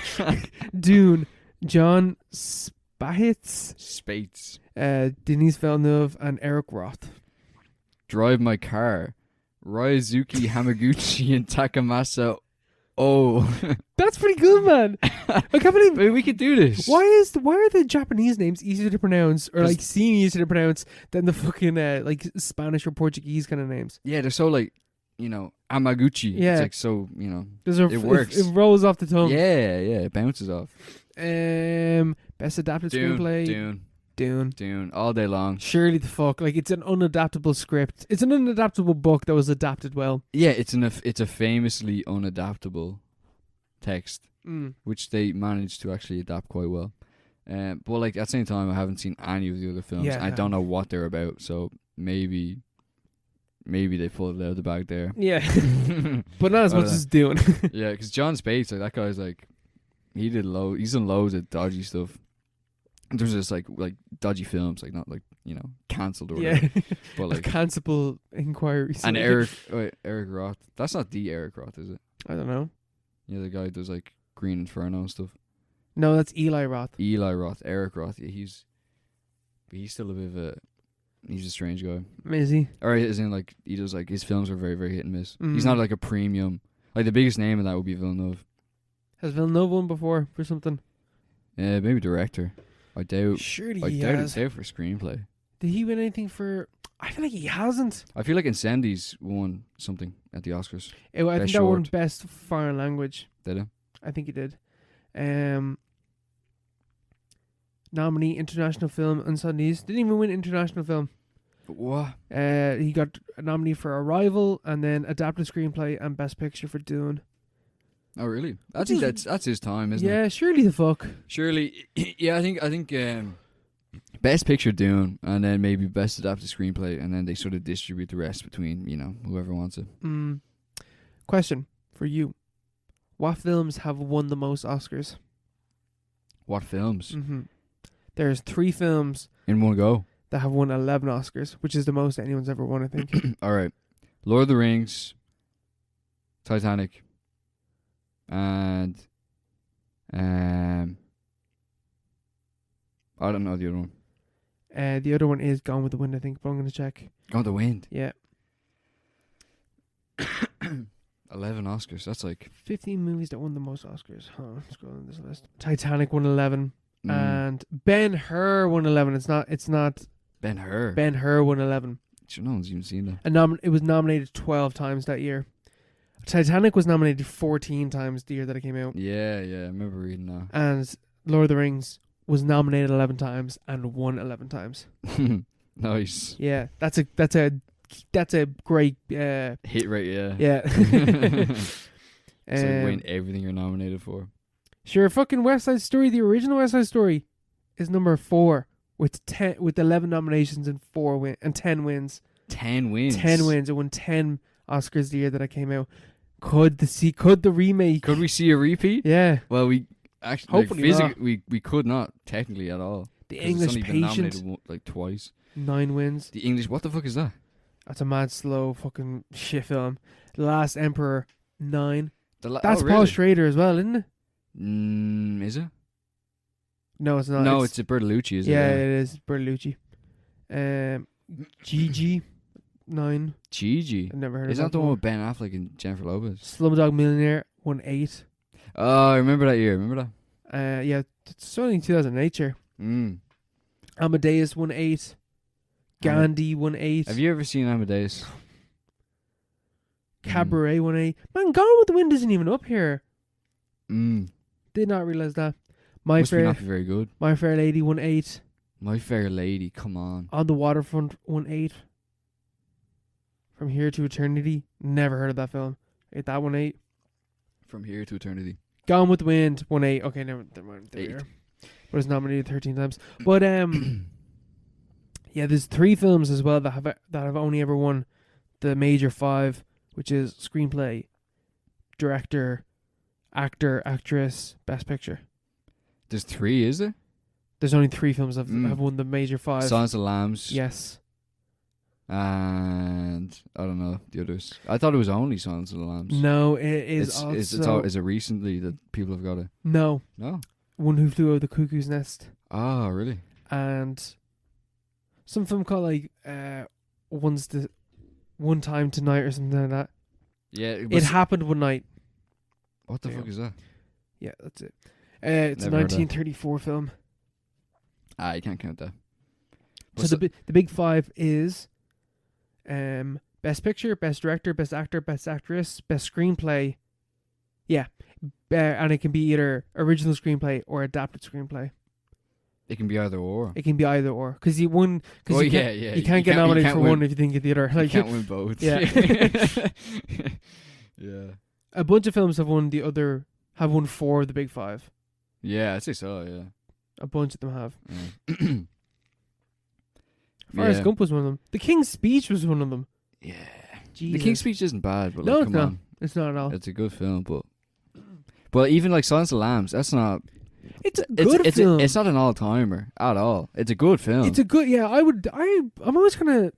It's not like surprised because it is a kind of. It's a good crime thriller. That's about it. But it's not even a horror film. But it is like one of the best examples of that as well.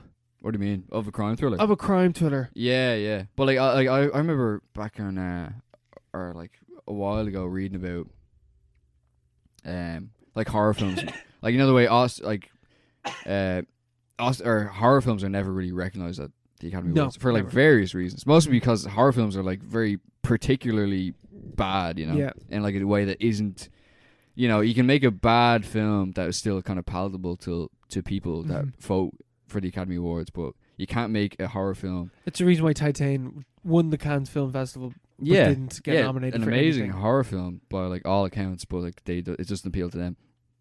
But I remember reading that like people sometimes try to count in Silence of the Lambs as like a horror film. As like, but it's not at all. No, it's a like, thriller. It's a very kind of like. It's like Criminal Minds. Yeah, it's a very conventional like crime thriller. Yeah, like or police procedural basically. But like that's it. It's not. But it is a really good version. It's really of that. good. It's Yeah. a really, really well done version of that. Yeah, but it's like it's not. You know, It's five. It's, yeah. The big five. Come It on. would- It and must it- have been a slow year. Yeah. 91 or something. 91. I don't know what else came that year. But like, you know, but it is a good version of it. That's like I don't hate Silence of the Lambs at all. I think it's a good film. Yeah, no do I. It wouldn't be one of my favorites at all. But like Galveston winning fucking 6 Oscars is like, boy, Yeah. why? Or like that's a bad example. Galveston is nowhere It's near about as it. good. Yeah.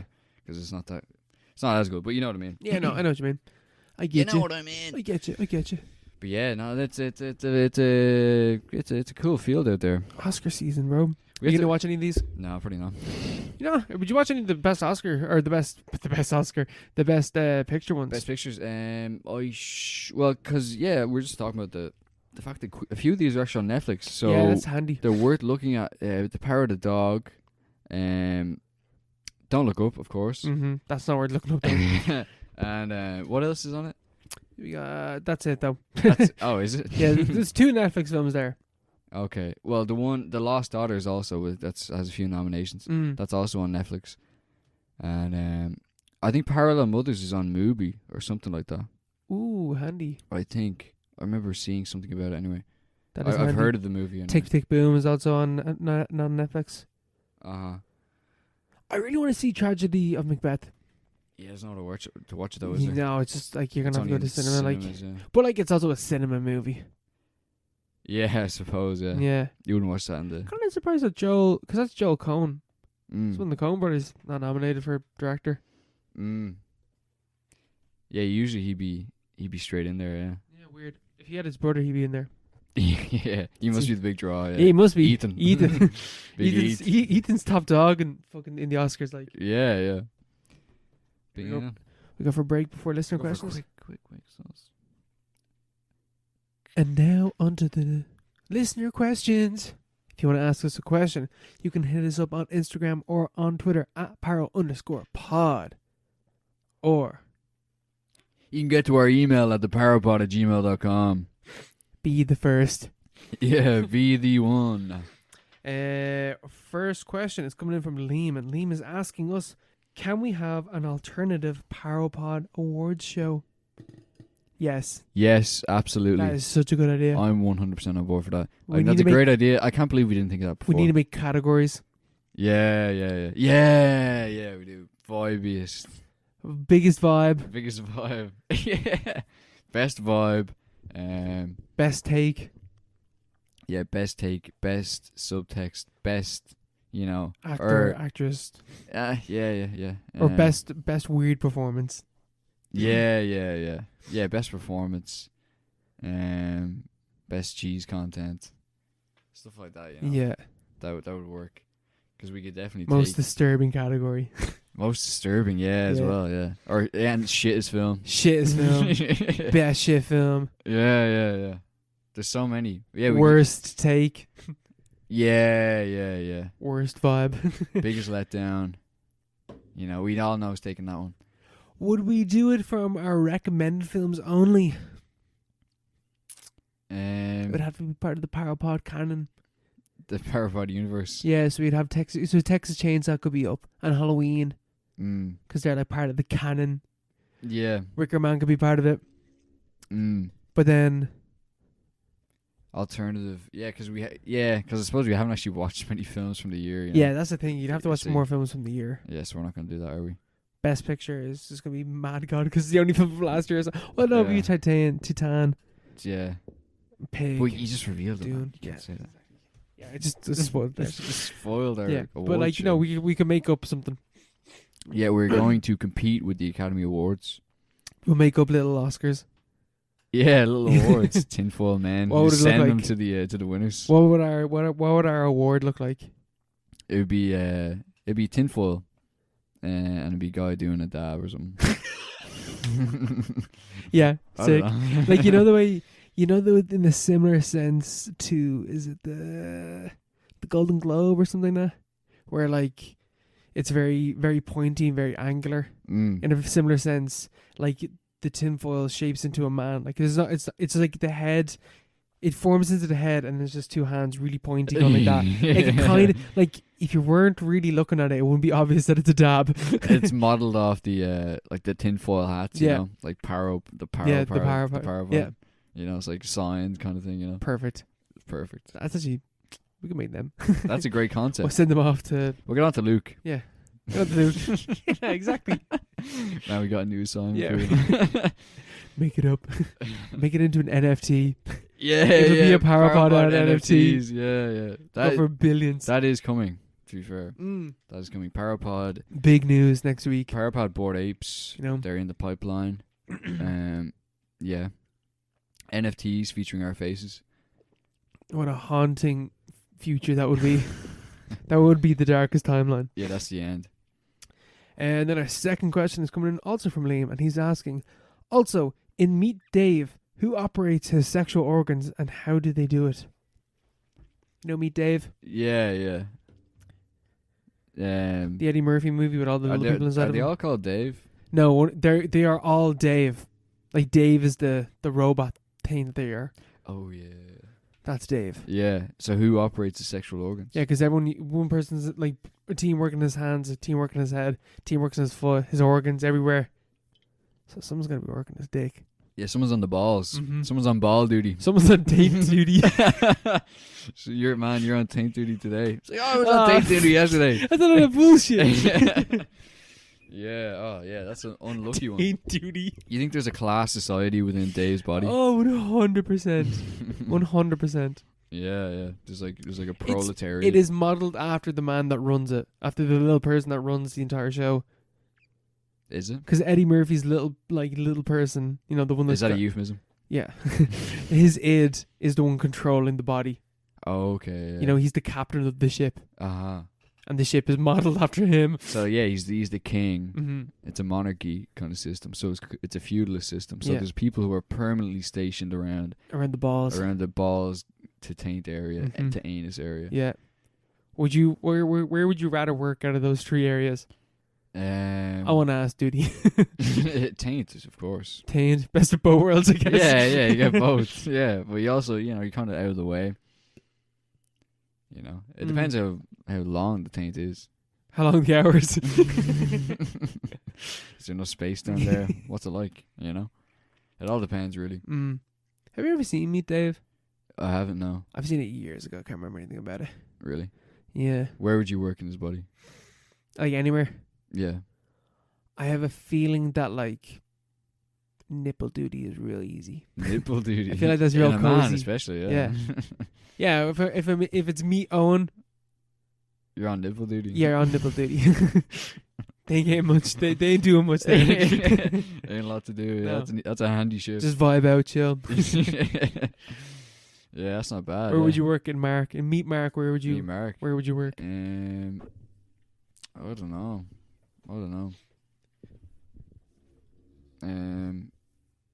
Yeah, I don't even know. I don't want to work anywhere. I want out of this body. I don't want to work. I want to emigrate. Yeah, I don't want to work at all. Yeah. I want to be a appendix duty. Appendix, yeah. Completely expendable, yeah. and don't do anything. Don't get involved. I would say tonsils, but I got rid of my tonsils. Yeah. They weren't sort of carrying their weight. They got sacked. The wage cuts came in. Yeah. People had to get fired. Yeah, it was around the whole austerity thing. Yeah. People were laid off. You know, they had to go. So I think the appendix. I don't think we'll have to do that for another while. That whole kind of economic theory is debunked. So I think the appendix is safe for another few years. Yeah, you can work as your wisdom teeth. They're actually coming in. Yeah, so you don't want to work as that. I don't want to be doing that. Yeah, mine's coming in at a mad angle as well. Everyone will be mad at me. You're gonna have to get. Do you have to get surgery for like? You have to get a Potentially. They said. Fuck that. They said, oh yeah, because they took. I think I was telling you. Yeah, they took a mad X-ray and they're like, yeah, it's not supposed to be coming in that angle. I was like, oh, that's great, isn't it? That's just great. But they said, come back in 6 months and we'll see if like we have to take it out. So You're gonna have to get it taken out. I don't want to do that, but You're gonna have to. it's get it taken inevitable out. because I have a very small mouth. You know, You're gonna have like fucking I don't have room in American Dad jaw. American, yeah, with the swollenness and Mhm. stuff. I think it'd be funny to be, you know, because they pump you full of drugs for that as well. Oh, don't you? I'm pretty sure you get high as a kite. Yeah. So I think that'd be funny for a while. I don't know if you do though. I'm not entirely sure. Have you ever? Here, you know, because like in America, you only ever see American videos. American, they give you fucking cocaine and like heroin when you're getting like, you know, your nails filed. And stuff. You know, they just give you drugs out of nowhere. They give you the best shit in the world. The purest coke. Yeah. And like here, it's like open heart surgery. Bit of paracetamol, Yeah. you'll be okay. Give Don't him, worry. give him a flat 7-Up. Yeah, you'll be okay. Yeah. Yeah, no. Yeah, I've never had any surgery or anything like that. I've only had my tonsils taken out. Yeah. I had to get them sacked. Didn't even need to do it. It was like an elective. It was an elective I was like, I procedure. just do it. Yeah. Surgery? No, I think, you know, yeah. Well, you want to avoid it. Fingers crossed. Fingers Yeah. crossed we stay that way. Yeah, of course. Ever broken a bone? Yeah, years ago when I was like 5 or 6. What'd you and break? Broke my left arm. Only took 2 weeks to heal. Oh, yeah, when you're 5 and 6. Yeah. Yeah. Oh, it grew back like no one's business. Yeah. You grew an extra arm, like. Yeah, like how long does it take? If I broke a bone now, how long does it take to heal? When I was 15 or 16, I broke my left arm. It wasn't even that badly. Like, it was just you couldn't tell it was broken. Mhm. Like I knew it was broken, but like, you wouldn't see it, you know. Mhm. But it took 6 weeks, over 6 weeks. 6 weeks. Yeah. Do you have a cast and all? Yeah, the full on cast. I Yeah. remember I went to school and the first teacher I came across assumed I was left-handed, so I didn't have to write. So I just didn't tell anyone. I'm right-handed. I just didn't tell anyone else. I just didn't write for any of my classes for like 6 Smart. weeks. It was great. It was class. Mhm. I had a great time breaking my arm. I'd do it again, but like obviously there's consequences now when you're older. I won't be able to go to work. But yeah, I would recommend. But yeah, I broke my nose as well before. Really? I broke my nose. Yeah. I think I broke have my a no- deviated septum. See, I think I have the same thing. I'm pretty sure my nose was broken when I was Doing rugby? no, not even during rugby. No? On the schoolyard. Oh really? Running, I was running to sit on a bench, and a guy was getting up off the bench at the same time with his head down, and I collided. My face Oh. smashed right into the top of his head. I didn't even, Oh. but I wasn't bleeding or anything. My nose just swelled up like instantly. Yeah. Could have got a concussion and all from that. Yeah, you probably did. Yeah, I probably did. Like, Yeah, I broke it because my brother was like, I was giving my brother a piggyback, and I don't know how it worked, but basically I fell forward and my face went straight into the floor, and I just like smashed my nose, and it was like all off to the side, and my dad had to like reposition it. We didn't even go to the hospital until a few days later, because he did a really good job. Because my dad is like used to play rugby and stuff, and like he'd broken his nose like 4, 5, 6 times, like multiple times. He learned how to like how to do it properly. But like for ages, my nose is black. It was black, a black bruise. It was but it was grand though. My nose swelled up, and I literally looked like the Elephant Man. Yeah, couldn't go into school. Oh man, it was fucking gnarly. yeah, that's grim. Gross. Ever broken a toe? No. Oh yeah, probably. They don't even do anything. Yeah. You can't go to the doctor or anything. Yeah, I probably did. I had to go to the doctor last year because on my left foot, I was just walking in town and I was like, I can't put any pressure on my foot. I remember that, yeah. And I had to go to the hospital, or just no, didn't have to go to the hospital. It's like, here, my foot is mangled. What the fuck's wrong with it? And there, because I was thinking, did I cause like a fracture or something? Because apparently, like, your muscles can get really tight in your foot, and they can cause a fracture. Yeah. I was like, oh fuck, I hope it's not that, because it could also just be like a really tight muscle. But I wasn't sure. Thankfully, it was only a really tight muscle. It hadn't like caused a fracture or anything like that. But jeez, I couldn't put any pressure down. I was in bits. Really? Yeah, in bits. Yeah, feet are the worst. You know, the absolute worst. Because you actually need them. You know, you don't really they need actually your are arms. quite useful. Yeah. Do you know that your muscles can contract tight enough in your body to break your bones? Yeah, I remember I watched some National Geographic documentary back in the day. One of those stupid ones. I don't even know if it's. Well, it must be true, because like apparently when like you're in like a fight or flight situation, like survival mode, like your muscles, like your adrenaline kicks in. Adrenaline kicks in, and your muscles are like they're not really, like, they kind of act on their own basically. Like they're like, they can break your bones at any point if they really, you know, needed to, I suppose. Like, but if they don't. if you can break someone else's bones by how hard you hit them, Yeah. surely. It seems like punching yourself in the face. Like, it's hard. It's very hard to do that because like you're always pulling back. It's like a mental thing.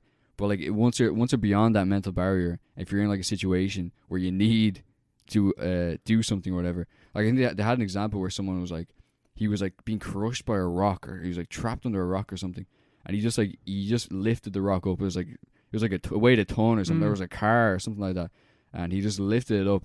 And he just he tore all his muscles in his arms and probably broke a few bones and stuff. But like he was still able to do it because he was like, I need to get this off or I'm going to die. Like his body just went into that kind of mode, you know. So we're all capable of great things when you think about it, you know. That is mad. I'm sure he's still fucked though, because you have to reattach all that stuff, you know. Sure, Eddie Hall, first guy that ever deadlifted 500 kg. The way that he was able to get himself into that mental state is by imagining he was lifting a car off of his child. Yeah, that's he had to go to intense. Therapy for that. Apparently, he's therapy to get him into that state, or to repair that. Because to repair that, because he kept thinking about it and thinking really fucked up shit to get him into the zone where he was able to lift up a weight like that. And he said he had to go to therapy for it. You would, yeah. That's terrible. Just a deadlift, you know. Yeah, just a flex, just a flex on his mates. Yeah, that's mad. Yeah, we're capable of many things. Yeah, humans are capable of a lot. Even like running and stuff. Imagine how fast you could actually run. You know. Yeah. Even roids. You know. Jesus, yeah. You know, if you believe. If you can believe. do anything. If you believe. We'll believe about that. I think we will believe it at that. Oh! Shit. We'll leave it anyway, yeah. Next week, it is your recommended film. No, it's not. That's the week after that. That's the week after that. Next week, we got a big surprise next week. Big guest. Big guest. We got a premium journalist on the podcast. Yeah, we got a journalist. Professional writer, journalist, movie critic. Movie enjoyer. We got a movie enjoyer on the podcast. It's very unusual. Yeah, first time it's ever happened. Yeah. We're gonna have Liam on the podcast, who's asking us questions. He's just gonna ask us questions. He's just gonna ask us questions. But we're gonna be talking about a few films. We're gonna be talking about a few David Arquette films, And then It's gonna be a silly episode. from episode 78, then we're doing a recommended film, which is Network Network. by Sidney Lumet. Sick. That's it. So, yeah, that's been pushed back a week. But yeah, we're gonna have a nice, fun, silly episode next week. Silly vibes. Be there. Be Okay. there, be square. Talk to you. See ya.